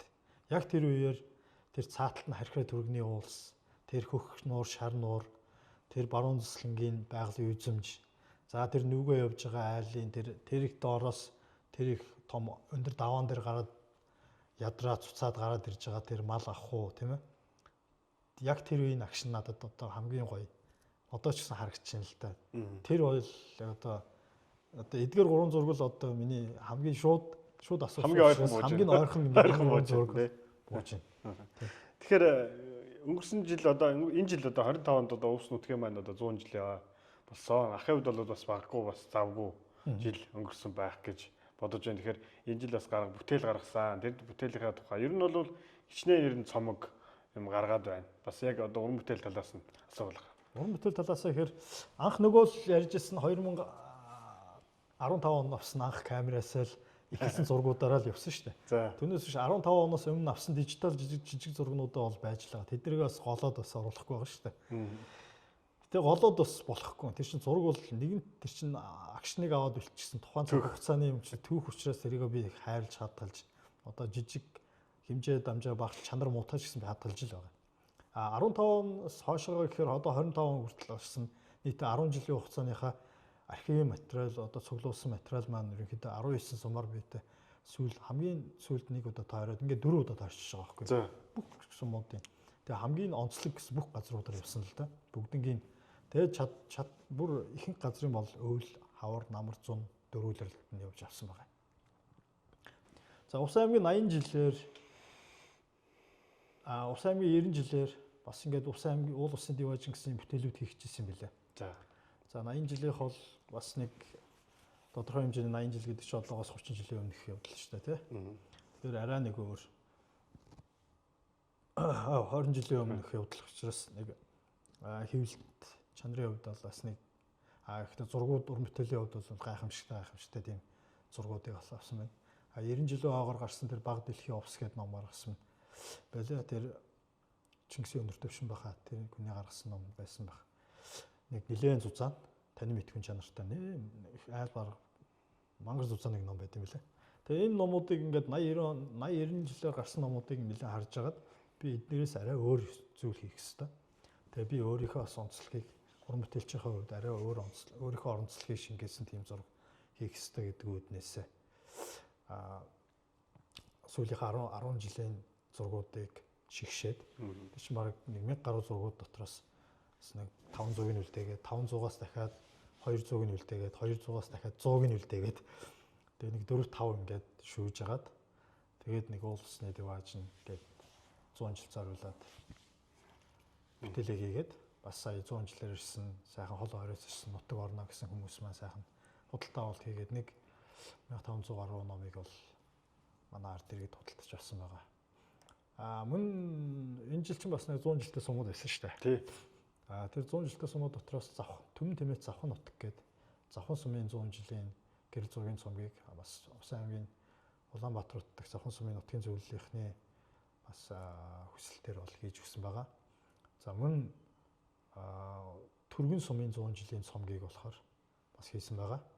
Төгс буянтын үзэсгэлэн гэсэн нэртэй ийм гэрэл зургийн цомог. Нийтдээ ингээд 3 цомгийг ингээд энэ жилийн хувьд бол хийлээ. За мөн сая бас 100 жилийнхаа огтод өнгөрсөн жил бол 3 дахь үзэсгэлэнгээ бол Улаанбаатар хотод бие даасан үзэсгэлэнгээ бол 3 дахь үзэсгэлэнгээ гаргасан. Энэ ерөнхийдөө бол нэг 19 онд туваад тэгээд 21 онд Улаанбаатарт 23 онд хотод тэгээд ингээ 25 24 онд ингээд нийт ингээ 4 удаагийн бие даасан үзэсгэлэнгээ гаргасан байна.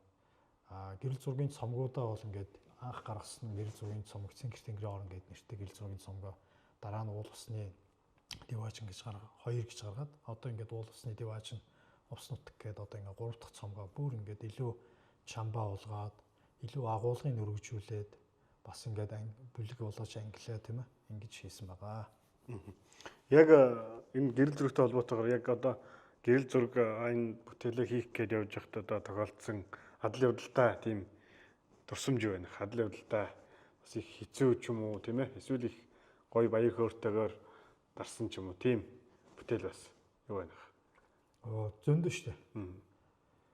Одоо жишээ нь одоо юу би 18 онд л үү дээ. Тэгээ 18 онд нэг сургуульд ажиллаж байхдаа, коллежид ажиллаж байхдаа нэг сургуулийн захирал намайг нэг юу аваа яваад ирдэг. Манай дээр нэг Солонгосын хамтарч ажилладаг Солонгосын нэг хүмүүс юу ирлээ гэдэг багхгүй.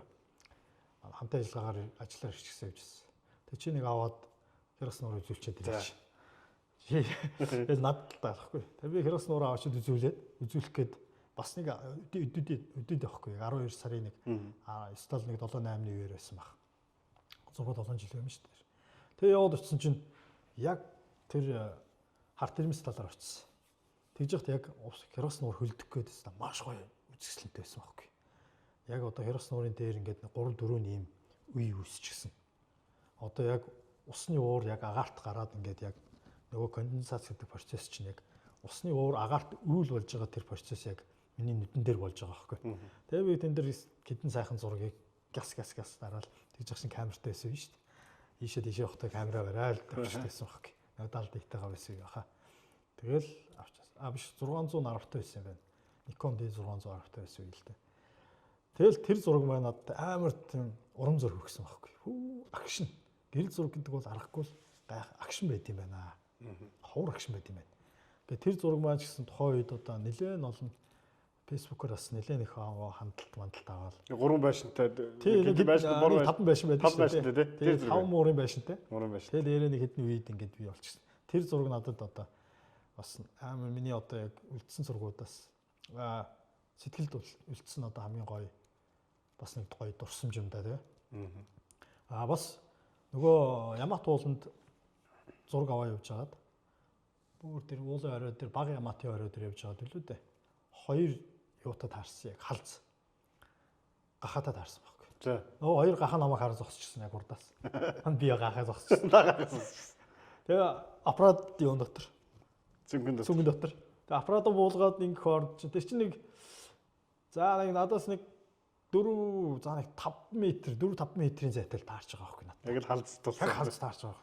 Тэгээ тэр үе чинь нэг тэгэл нэг доороо нэг гэж дуугарчаад хоёлаа зүгээр жирийгээ цааш очиж байгаа байхгүй. Тэр хооронд би камера буулгаад, цүнхээ буулгаад, дрооноо гаргаж ирээд нисгээд нөгөө хоёрынхаа нэг ардаас нь хөөж нэг ганц 2 зураг дүрс аваад. Тэр үед би нэг жоохон айсан да. Нөгөө гахаа ус хүн рүү дайрдаг гэдээ очижсэн. Би яшин яг байгалийн яг тийм зэрлэг амтантай бол яг анх тэг таарч байгаа нь тэр байхгүй. Ямат ууланд таарч байсан. Яг зөв чон монд машинтай явж байгаа тохиолдол зөндөөл таарч байгаа. Замаар сайхан орж ирдэг байр дээр. Замдаар явж байхад. Яг ингээд явж байхад тэгээ гартаа ямар нэгэн ийм өөрийгөө хамгаалах тийм хэрэгсэлгүй явж байгаа тохиолдолд би бол нэг таягтал явсан баг. Тэгээ таягтаа явсан тулдаа нэг таяг маягнаас өргөсөн үү яасан. Түүнээс гар хоосон явж байгаа тохиолдолд бол байгалийн амтан бол магадгүй өөрийгөө хамгаалах инстинктээр ч юм уу намайг над руу дайрахыг үүсэх гарахгүй л дээ. Тийм бас нэг эвгүй тохиолдол бол надад таарч л байсан. Ер нь бас одоо гэрэл зураг тэгээд одоо энэ таны ахуй амьдралтай холбоотойгоор ууланд тэгээд авираад гэрэл зураг дараад энэс гадна та бас нөгөө увсын алхалтай холбооны бас тэргүүлдэг.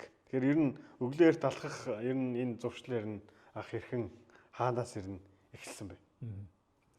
Энэ хүүхэд байх цагаас л та. За. Тэгээ нөгөө хүүхэд байх жоохон байх чинь тэгэл эрт аав чинь эрт хөөгөл босгох чинь. Бос гэл. Тэгэл босгоол нөгөө хичээл нуртай явахаас өмнө цаймаа унд чануулна. Нөгөө дүүнрийгээ эрт хувцсалж цэцэрлэг сургуульд нь хөрөж өчөөд өөрөө сургууль руугаа явдаг. Ийм л ажилтаа. Ер нь гэрийн багын одоо тэр гэр орны ажилттай холбоотойгоор л одоо тэр өглөө эрт босдог. Ер нь манайхан ч угаасаа аавын аав одоо энэ хөгшөө үн дээр ер нь манай нөгөө ах цаав ч гэсэн ер нь маш их эрт босдог хүмүүстэй хөдөө биднийг маш өглөө эрт босгоцдаг. За. Өртөө хөөж босгоод аяндаа нөгөө өхрийн зэлэн дээр очиад мал юугаа нөгөө өхөр дуглаа эвлгээл тийм л ажил хийдэг байл ш нь ойрмоо тэгэл. Тэгэл тэр цагаас ихсэн байх гэж боддоо шүү дээ. Тэр нь тэгэл оюутан байхдаа ч тэр амьдрал дээр гарч ирээч тэр оюутан байхдаа ч тэр байнга л ховдод байхдаа хагас бүтэн сайн өдөр тэр урагшаага модон овоо гэдэг. Манайхны одоо уртлын энэ тэр хаалх хүртэл байнга гүйдвэл алхдаг байл. Найзуудаа уриалал. Тэгээд сая ер нь нөгөө багаас бас гүйх сонирхолтой. Бид нар ч нөгөө заал уудаг байсан шүү дээ 4 онжил чинь. Заал гэдэг юм байхгүй. Тэгээ яалтчгүй одоо нөгөө биеийн тамирын хичээл дээр гүйхээс шаард. Тэгээд нөгөө том саадыг чинь ингээд тойроо гүйлгэх чинь. Тэгсэр байгаад овоо нөгөө гүйх сонирхолтой болчихсон. Нилээн бэлт гүйлт бол нилээн бидний бас нэг талаараа хөөрхөн бэлтгэл болчихж байгаа байхгүй. Тэгээд гүйдэг байгаа л аймгийн аврах шалралт тэмцээнд анх ороод орж байгаа 8 дугаар ангид. Тэгээд дээшээгаа 9 10 дугаар ангийн хүүхдүүдтэй 8 дугаар ангийн хүүхдүүдтэй гүгээл би чи хамгийн сүүлээс нэг хоёрт ирж ирсэн хэвтэлээ. Геван Баатрин талбай дээр нэг анх удаа тийм уралдаанд орж үзээд миний анх оролцсон тэмцээнд ирэлдэ. Гүйлтийн тэмцээн. Тэрнээс хойш их сургуульд нэг оролцоод оюутнуудын тэмцээнд нэг оролцсон 2 дугаар байранд орсон байна. Ажил энэ юу 5 дугаар сургууль коллежд байхдаа бас манай биеийн тамирын багш намайг та гүйшдэг гэсээр байгаа л 2 3 удаа аймгийн аврагад оролцоолол биш нэг 3 удаагийн аймгийн авраг юм бас нөгөөд мөнгө медальтай 3000 6000 метрийн.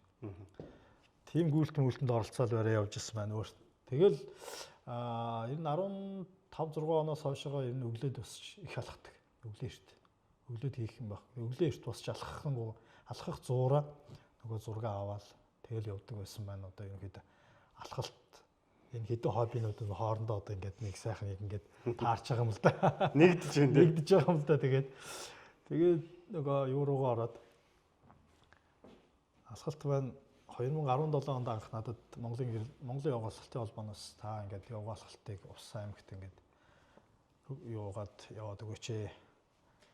Бас ингээд шууд тэргүүлэгчийн ажлыг надад өгсөн. За яваад өгөөч ингээд бас нэг олон нийтийг уриалаад ингээд уул хатанд ингээд яваад байдаг зураг хөрг авдаг ийм гоё хоббитэй хүн одоо алхалтаараа ингээд дамжуулаад суурин байсан үедээ сайхан ингээд нэг өдөр нийтийн мэд амир тийм нийтийн мэд амир шүү дээ чинь.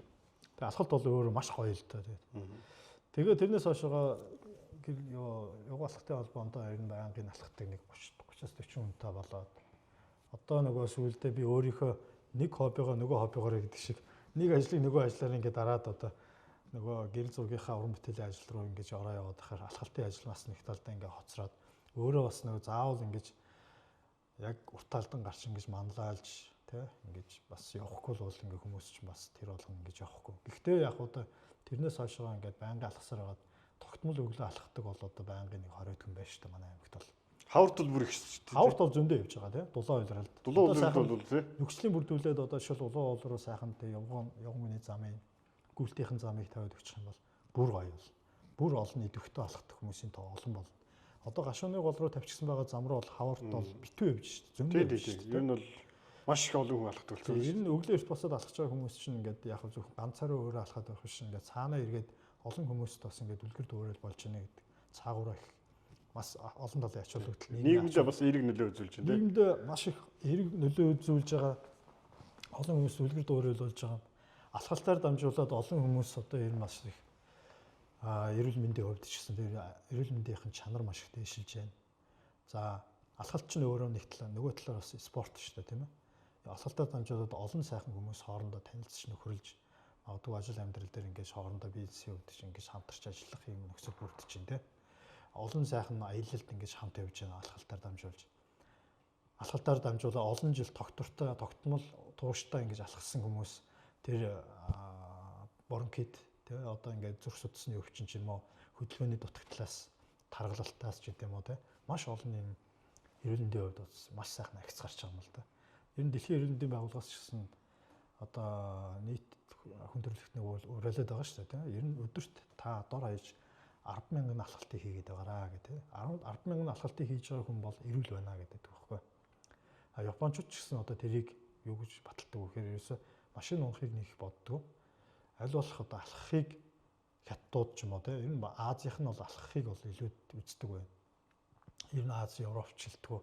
алхахыг бол одоо илүү их үздэг болсон байна. Урдан бол одоо илүү их ханган машинаар одоо явж одоо амьдралын хэв маяг өөрийнхөө одоо имиж болгож харагддаг байсан бол одоо яаж нөхөр хүмүүс одоо эрүүл байхаараа тийм илүү сайхан идэвхтэй тэгж хөдөлж алхаж одоо спортоор хичээлж байгаагаараа тийм илүү гоё галбирлыг бихтэй эрүүл байгаагаараа одоо имиж болгодог болцсон ийм нэгэн боллоо шүү дээ. Тэгэхээр яг зүгээр энэ подкастаар дамжуулаад яг бас нэг уриалгыг хэлэхэд овсчуудыгаа илүү сайн алхаасаа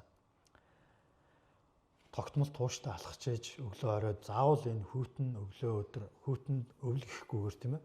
Өвлийн улиралд өдөр гаргаад хагас бүтэн сая өдөр алхаж болно шүү дээ улуун руу. Цаг агаар маш гоё байдаг. Гоё тийм нэг тааламжтай салхи шуурахгүй дулаахан өдрүүдэд бол хүүхдүүдтэйгээ сайхан гараад ингээд алхвал маш гоё байхгүй. Улуун бол талдаа 3.5 км ирж очих нь 7 км. Тэгэхээр яг гэрээсээ гараад очиод ирэхэд бол нэг тэр 100000 алхам чинь болчихж байгаа байхгүй. Тэгэхээр тууштай байсан хүмүүс бол алхалтаар маш их олон тийм эерэг өөрчлөлтүүдийг маш их тийм эдгэрдэг өвчнгүүдийг эдгээсэн тохиолдлууд байдаг.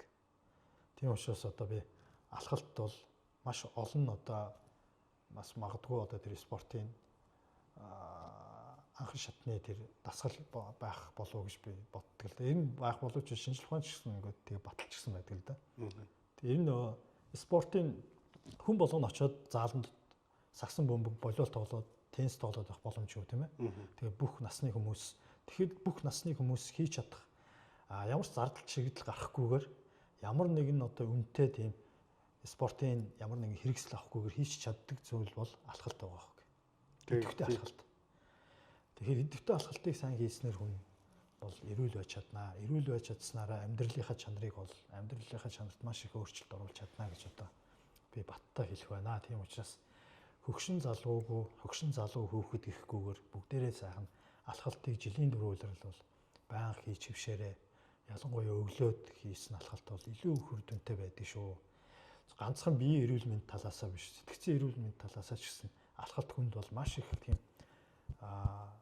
ач холбогдолтой байдаг. Маш их стрессийг, ажлын стрессийг ч юм уу, гэр бүлийн стрессийг ч юм уу, хувь хүний одоо энэ сэтгэл санааны стрессийг дардаг зүйл бол алхалт байдаг. Та стрессж байгаа, бодол санаа, ер нь ямар амьдрал тулгарч байгаа, өчнөө бэрхшээл янз янзын асуудалтай хүмүүс байж болно те. Бүгд л асуудалтай байгаа шүү дээ. Гараад алхах. Магадгүй алхаж явахад маш гой тэр шийдэл болсон гой санаанууд орж ирдэг. Бодол зэгцэр. Бодол зэгцэрдэг. Магадгүй гараа явж байхад маш гой бизнесийн гой санаа орж ирдэг ч гэдэм үү. Алхаа явж байгаад маш сайхан тийм адилхан алхдаг сайхан сайхан нэрхтэй сайхан хүмүүстэй магадгүй амьдралынхаа сайхан одоо жинхэнэ найзтайгаа таарах ч гэдэм үү. Магадгүй алхаа явж байхдаа өөрийнхөө үзэж хараагүй шин содны зүйлсүүдийг үзэж хардаг ч юм уу те. Маш олон талын ач холбогдолтой юм л да. Тэгэхээр таны энэ бас авч байгаа гэрэл зургууд, таны энэ алхалт, таны амьдралын бас хэв маяг одоо олон хүнд бас урам зориг, олон хүнд ирч хүчийг өгдөг байх гэж боддог. Тэгээ та энэ нөлөөгөө ер нь хэрхэн хардаг вэ? Гэхдээ яг хот энэ өөрийгөө магталтай биш. Яг зүгээр магадгүй миний гаргаж байгаа энэ хийж байгаа миний энэ хоббинууд бүгд эерэг. Уулан давирах. Тэ? Маш эерэг хобби шүү дээ. Тэг. За алхалт бас эерэг хобби. Гэрэл зураг дандаа сайн сайхан нутаг усны хамгийн сайн сайхан газруудыг олон түмэнд түгээж үзэж хараагүй юмнуудыг. За тэр дүрс бичлэг дроноор хийгээ тавьж байна те. Эдгээр чинь энэ болгон чинь бүгд л эерэг зүйл шүү дээ. Тэгэхээр би өөрийгөө ер нь маш их эерэг байлгахын тулд те. Магадгүй одоо мэдээж одоо энэ амар стресстэй амар энэ хар юутай нийгэмд чинь хүн аль болох эерэг зүйлүүдийг эерэг мэдээллийг сайн авах хэрэгтэй байна те. Бас эерэг тийм хоббитой байх хэрэгтэй байна. Тэгээд эерэг юмыг бусдад түгээж ээж бусдаас одоо тэр сайхан бусдын сайн сайхан тэр энерги, сайн сайхан тэр хүссэн зүйлүүдийг магадгүй магтаал, урам зориг тэр болгоныг бол авчаа штэ тий. Одоо хүмүүс баяр хүргээл одоо сайхан мундаг өн шүү. Сайхан байна. Хүмүүсийн үж хараагүй тэр гоё Монголын хамгийн өндөрт байгаа уулын үйлчэн дээр гараад энэ гоё юмыг хийгээ тавьж яана гээл олон хүмүүс надад одоо ингээл чатаар ч юм уу тий утсаар магадгүй таарс биеэр ингээл таарал надад ингээ хэлж байгаа нь маш том урам зориг байгаа байхгүй надад.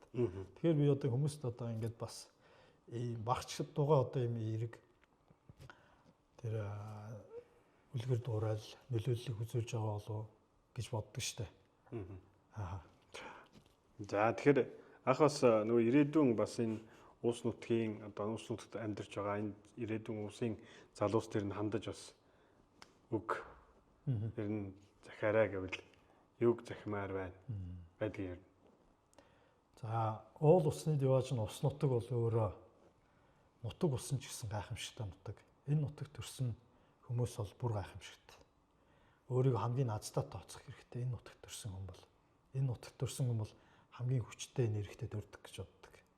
Чадaltaй, чансаатай төрдөг. Өгчүүд нь хүчтэй байна, тийм. Дуучид нь ямар мундаг байна. Улс төрчид нь ямар мундаг байна. Тэгэл бодолтой, тийм. Баян мөнх аврагаас ихсүүлээл.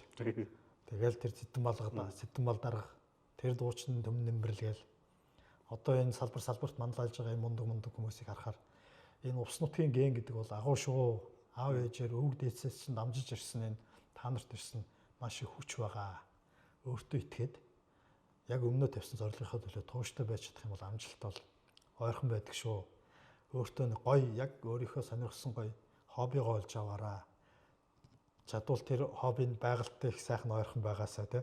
Өөрийг чинь хөгжүүлдэг, өөрт чинь маш их урам зориг, өөрт чинь маш их өөрчлөлтийг өгдөг, өөрт чинь аз жаргалыг өгдөг тийм хобби байгаасаа л гэж хүсэж байна. Тэгээд өөрийнхөө дор бүрнээ сурч байгаа мэрэгчлэрээ сайн суралцаараа аав ээжигээ сайн хайрлаарай. Аав ээжигээ сайн хайрлаж яана гэдэг бол та нар нутаг орноо сайн хайрлаж яана л гэсэн үг шүү дээ.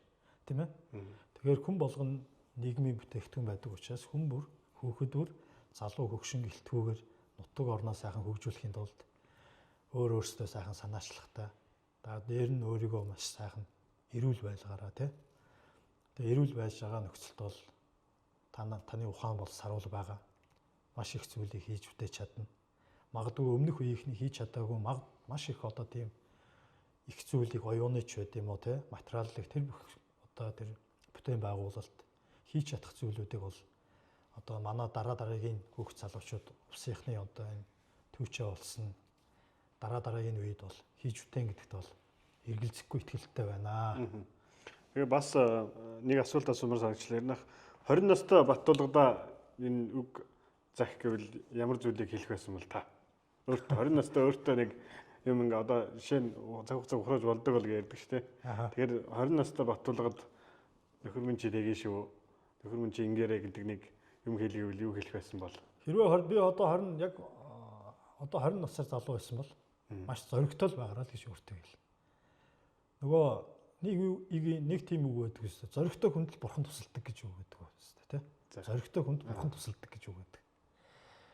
Тэгэхээр зоригтой хүн бол хоошоо хэзээ ухарч харддаггүй юм байна. Зоригтой хүн бол заавал тэрнийхээ төлөө тууштай байж чаддаг юм байна.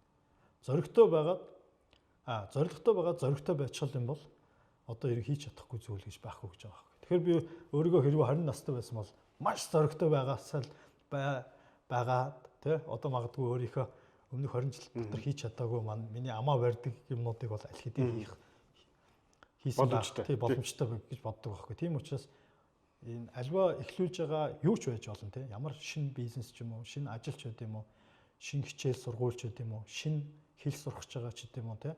Шинэ магадгүй дадлыг бий болгох гэж байгаа ч гэдэг юм уу. Магадгүй 20 настай тэр магадгүй жингээ асгах байгаа ч гэдэг юм уу тий. Бүх юу ч байж болно. Ер нь л зоригтой байж чадах юм бол бүх зүйлийг хийх боломжтой. Гэхдээ хийх гэж байгаа зүйл чинь бүгд эерэг байх хэрэгтэй. Нийгмийн сайн сайхны төлөө байх хэрэгтэй. Чамд өөрт чинь ямар нэгэн байдлаар ашиг тусаа өгдөг байх хэрэгтэй. Олон түмэнд эерэг дуурал, үлгэр дуурал зүйлдэг. Тийм л зүйл байгаасаа л гэж боддог даа. Тэгэхээр Увс аймгийн одоо Увсын ард түмний энэ ахуй соёлын ер нь аль нэг хэсэг одоо хамгийн үнэтэй одоо үн цэнтэй хэсэг маань мартагдж байгаа юм эрсдэлтэй байна гэж харж байгаа зүйл ер нь байна уу? Мэдээж шүү дээ. Одоо манад яг юу байна вэ гэхээр нүүдэлчтэй өв соёл. Бидний энэ ойрд угсаат нь одоо үндэсний ястангуудын нэг цөөхөн хэдэн ястангуудын өөрсдийнх нь энэ уламжилж ирсэн нүүдэлчдийн ахуйн өв соёл гэдэг бол маш гайхамшигтай зүйл байхгүй. Энэ баг бид одоо манай Увс нутагт хөгжүүлэх гээд байгаа тэр аялал жуулчлалын чинь хамгийн том бааз суурь чинь өв соёл байхгүй. Бид нар зүгээр ингээ малчин ахугаараа амьдарч байгаа эн чинь л өөрсдөө тэр тэмээгээр нүүж байгаа зүгээр л уснуураас тэр хархирын давааг давж байгаа тэр нүүдэл чинь өөрөө нүүдэлчдэг одоо тэр дэлхийн хүмүүсийг нааша татах тэр сорон зоохгүй гэж би боддог л доо. Тийм учраас энэ өв соёлыг хадгалж хамгаалахын тулд хувь хүнч тэр холбогдох байгууллагууд ч тэр төрөнч тэр энэ дээр бодлогоор хандах хэрэгтэй юм шиг байгаа. За энэ дээр жишээлбэл одоо жишээ гэхтэл одоо жишээлбэл одоо нүүдлийн өв соёлыг аваа явж байгаа тэмээч одоо тэмээнжин дээдэг ч гэдэм үү. Тэмээгээр нүүдэх хэдэн айлуудыг яг ингээд бүртгэж яваа тийм хүмүүсийг бусдад алдаршуулад өөрсдөд нь яг ингээд та нар Монголын энэ ховорцсон өв соёлыг тээж байгаа өв тээгч шүү гэж одоо ингээд алдаршуулж ингэж олон түмэнд танилцуулах юм бол энэ бол цаашгаа магадгүй одоо энэ нүүдэлчдийн өв соёл тасрахгүй байх магадгүй бас нэг юм арга зам гэж би боддог. Хятад бол ингэдэм юм бэл. Хятадын альшааг авддаг байгаа. За. Одоо ингээд зүгээр одоо альшаад байгаа тийм торгууд ч юм уу манай дөрвдөд бас байгаа шүү дээ чинь. За тэнд байгаа жишээлбэл хил хуур гэдэг байна шүү дээ. Хил хуур тий. Хил хуур эсвэл одоо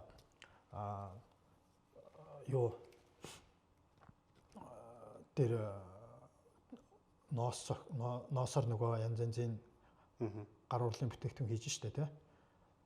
Жишээл ноолуураар хийдэг ч гэдэм үү. Гар янз бүрийн бүтээгдэхүүн байдаг штэ. Эсвэл одоо Монгол готлоо хийдэг ч гэдэм үү. Монгол готлын хараагаа хийдэг ч гэдэм үү.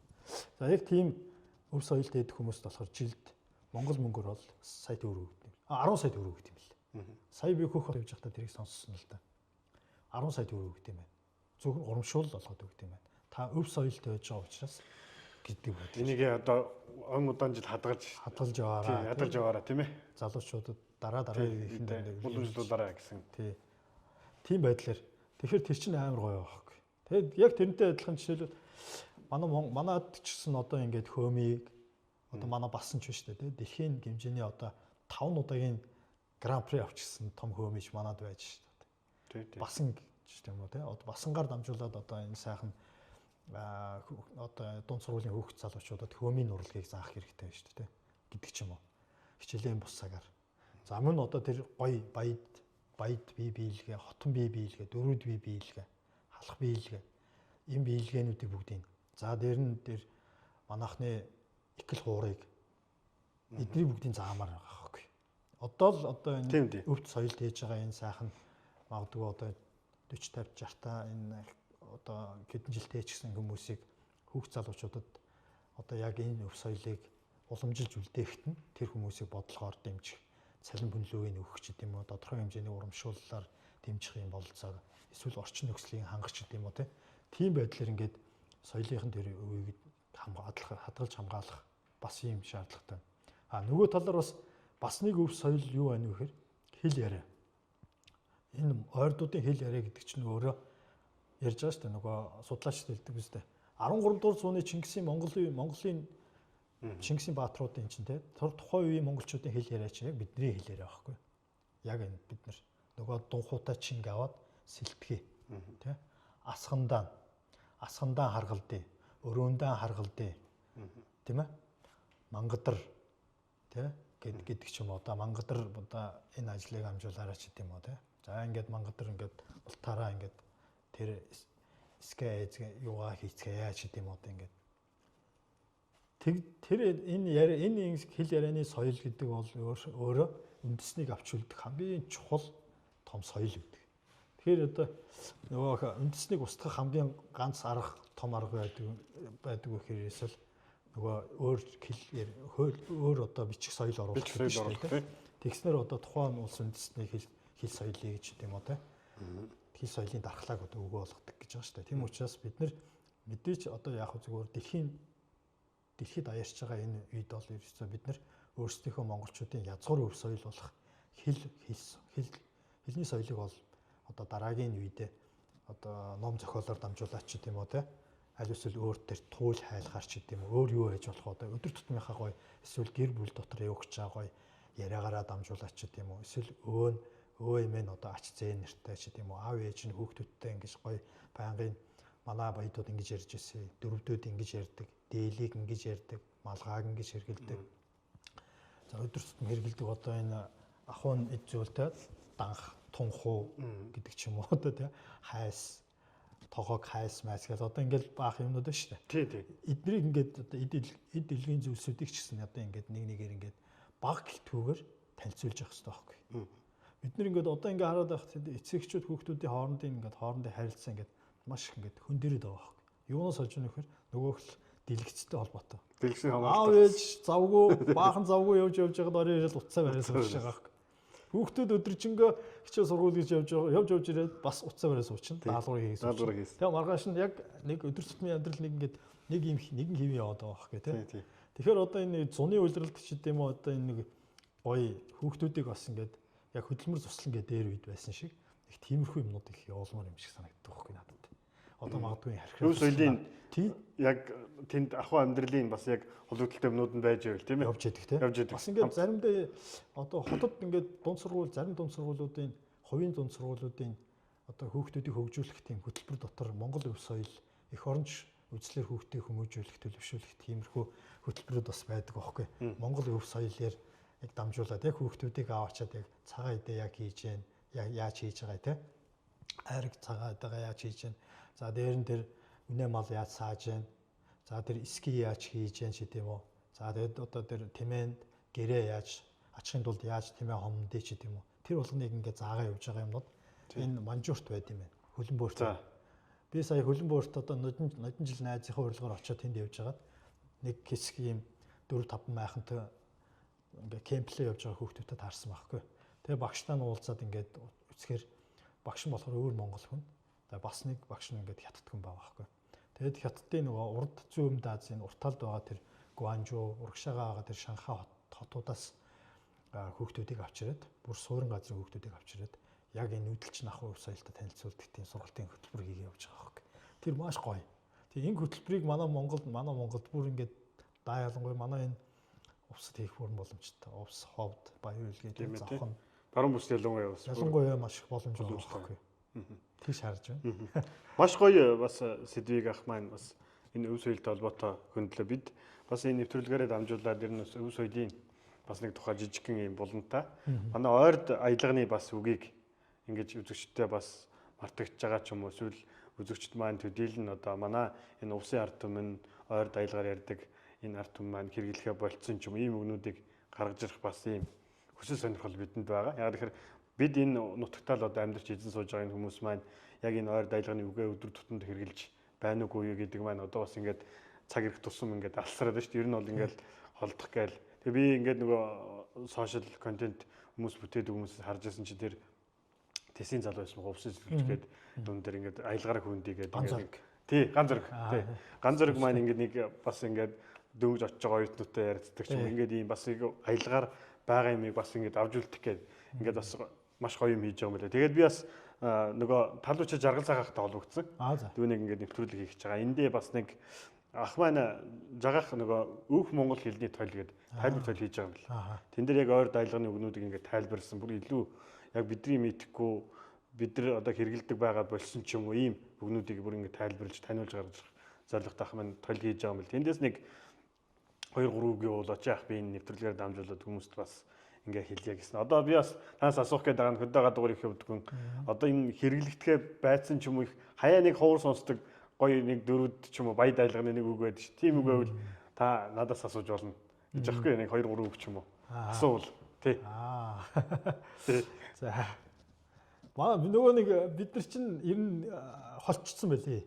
Тэгсэн. Холцсон байлээ. Тэгээд мартсан ч юм байлаа. Бид нар бага бахта хөгшин авинд очил ингээл хөдөө 100 амралтаараа очил мал хахуу хариулал нэг 2-3 сар тэнд байдаг байсан шүү дээ. Амралтаар сургууль амралтаар.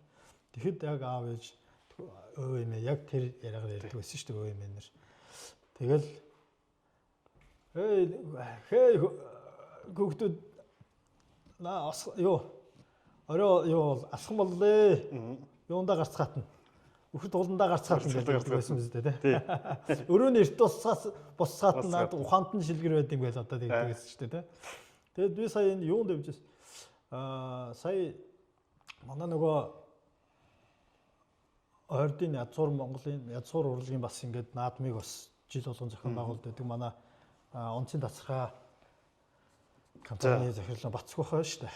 Бацгүйх ч бас ийм язгуур Монголын язгуур ойрдуудын энэ язгуур өв соёлын чиглэлийн юмнуудыг бас их гоё өөрөө хувь хүний хувьд их дэмжиж энэ чиглэлийн одоо нөгөө соёлын бие тусууд өвүүдийг бас нэг дор цуглуулад энэ халимаг Алтай язгуурын чиглэлийн энэ бас энэ ховд за тэгээд одоо энэ манай энэ ойрдуудын жижиг ястангуудыг амруулсан их хөөрхөн тийм нөгөө соёлын наадмуудыг хийдэг нь шүү дээ.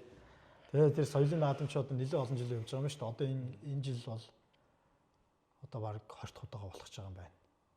Тэгээ одоо энэ жил болоод ерөнхийдөө ингээд баг хаалтаа хийж байгаа юм шиг нэг хэсэгтээ өндөрлөх юм надтай ярьж байсан. Тэгээд бид хоёр сая нэг сониноос ярихад яах вэ? Сая юугаар явсан? Өрөмчээр явсан. За. Таксихнаар гараад өрөмч хараад цаашаага тэр манай яг энэ хойдууд за мань тэр нөгөө торгуудууд, өөлдүүд, хошууд гээд ястангууд байдаг тэр газрууд дээр очлоо. Баянгол аймаг. За цаашаа тэр бүр бортал хүртэл явсан л да бүр. Тэгээд тэр такламаканы тэр цүл хүртэл явж байгаа байхгүй. Тэрэн хүртэл монголчууд байд юм байна. Бүр тэрнээс цаашаа даваа цаашаага тэр дээд монголчууд, хөх нуурын монголчууд гэдэг энэ тэр байд юм шүү дээ. Тэгээд тэр хүмүүс одоо ерөнхийдөө ингээл тэр хошууд хүмүүстэй, торгууд хүмүүстэй ингээл ярилцаа сууж байгаа. Тэр хүмүүсийн яриа бол үнэхээр гайхалтай байна. Тэд нар яг би яг настай голдуу айлуудаар орсон л да хүмүүстэй танилцаад. Яг Бацүг бах болохоор надтай тэр хүмүүсийг танилцуулаад бариад ийм уран бүтээлч ийм залуу байгаа гэж танилцуулж явсан. Тэгээ тэр хүмүүс бол надаас яг асууж байгаа байхгүй. Танайх нь яг ингээд хэл яриандаа одоо чи асхан өрөөндөө ингэж ярьж гэнэ үү? Цаг хугацааг мангадар гэж ярьж гэнэ үү? Мадан тэгж ярьж байна. Тад нь яаж гэнэ гэд ингээд яг ингээд ярьж байгаа байхгүй. Манус тэгж байна. Таанус яаж байгаа гэх гэдэг байдлаар ингээд ярьд юм билээ.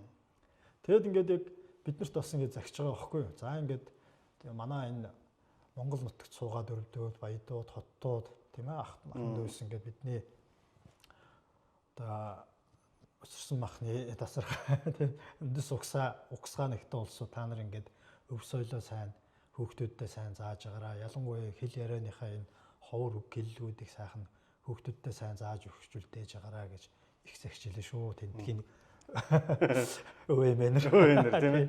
Тэгэхээр манай бас нэвтрүүлгийг үзэж байгаа улсчууд одоо та бүхэн ч гэсэн маань ер нь өдөр тутамдаа бас ер нь бас мартагдах гээд байгаа ч юм уу эсвэл өвөмэгээс багадаа сонсч ирсэн тэр үгнүүдийг бас хайж гисэн хэрэгжилж яасаа гэж үздэг. Одоо нөгөө бид чинь нөгөө ингээл хот руу яваал оюутан болоод уусгаж очоод нөгөө аялгаар л гол өгдөг.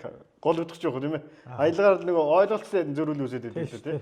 Тэгээ нөгөө сайн ойлгоцгүй учраас ингээл аялга маань халах руу төв халах руу яваад орчдөг. Тэгээд ингээл явсараа уусараа тэр хүмүүс чинь ингээд хот ажил амьдраад ч юм уу ингээл явсараа уусаад байгаагаар л уусч байгаа. Тэгээ саяхан бас нэг түүгээр манай охин хоёр ингээд нөгөө амралтаараа өвөг юмд очдөг сумд. Тэгээ нөгөө бид нар ч нөгөө ингээл ирээл барайл юм яриад гэртээ ингээл хаяа нэг ингээл юм ярьжсэн амралтаараа явж иршээ гэж манай охин 4 настай охин гэж байгаа.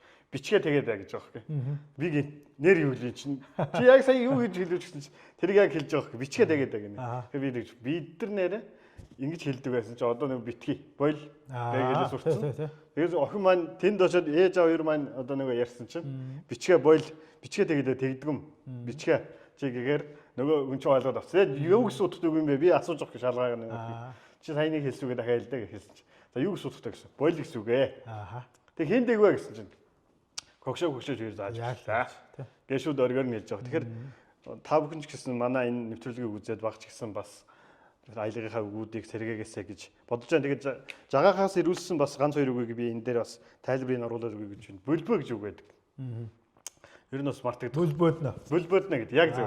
Тэгсэн чинь ер нь юу гэж суудахтаа юм бэ гэдэг ингээд асуугаад жагаагаас яасан чинь гинго. Хурдан мөрний хүүхэд нөгөө амандаа хилээ дуурахыг гэдэг хилээ ингээд нэг яадаг зү. Тий амандаа ингэж хилээ хөдлөж дуурах тэр авайг бөлбөөд гэдэг юм байна. Тэгэхээр бид нар бас ингээд би нэрээ бас энийг харж байгаа уншиж нэрэл бөлбөөд гэж юм хэлгээ болчихжээ тий. Гингол гэдэг болохоор цаана маань ийм утга байдаг юм байна гэдгийг дүнглэх гэж ах мэдэн тий. Цай дүнглэх. Цай дүнглэх. Тий. Дүнглэж яана гэдэг. Цай дүнглэж яана. Ер нь бол уух гэсэн утгатай. Шингэн зүйл. Гэхдээ ер нь нөгөө шингэн зүйлийг зайлхийг дүнглэх гэдэг юм. Гэдэг. Энэ утгаа гуулган маань байдаг юм байна. Гэсэн. Тэгэхээр энэ хэл яриаг хүүхд залуучуудад яг ингээд эргээд одоо таньж мэдүүлэх үйлсэд одоо манай тал бичээч жагаахын оруулж байгаа хувь нэмэр биш гоё юм биш үү? Тийм гоё юм байна. Номоор дамжуулаад энэ нь уншиж судалж мдэггүйгээс л болж одоо мэдлэхгүй байдлаас л их асуудал үүсдэг шүү дээ, тийм ээ. Бид нар мэдэхгүй уушаас л ярихгүй шүү дээ, тийм ээ. Мэддэг бол ярина шүү дээ. Мэддэг бол яриад. Тэгээд нөгөө өдөр тутмын зуршил болоо юм. Тэгээд баг асууж ирсэн бид нар ч гэсэн нөгөө өвөө эмээгээс ч юм энэ ямар өчтөй үг вэ гэж бид нар асууж оцроогүй. Нэг хэлээд иймэрхүү үгэн дээр иймэрхүү үйл явдал дээр хэлжсэн гэдгийг л санддаг болохоос яг цаана ямар утга илэрхийлээд байгаа юм бэ гэдгийг ч юм ухаж төгөж бид нар маань бас их ховор хүн чинь нөгөө асуух юудаа их юу юм биш үү бас тэгээд тэр үйлчлэн асуугаа шалгаагаад ингээд байхгүй.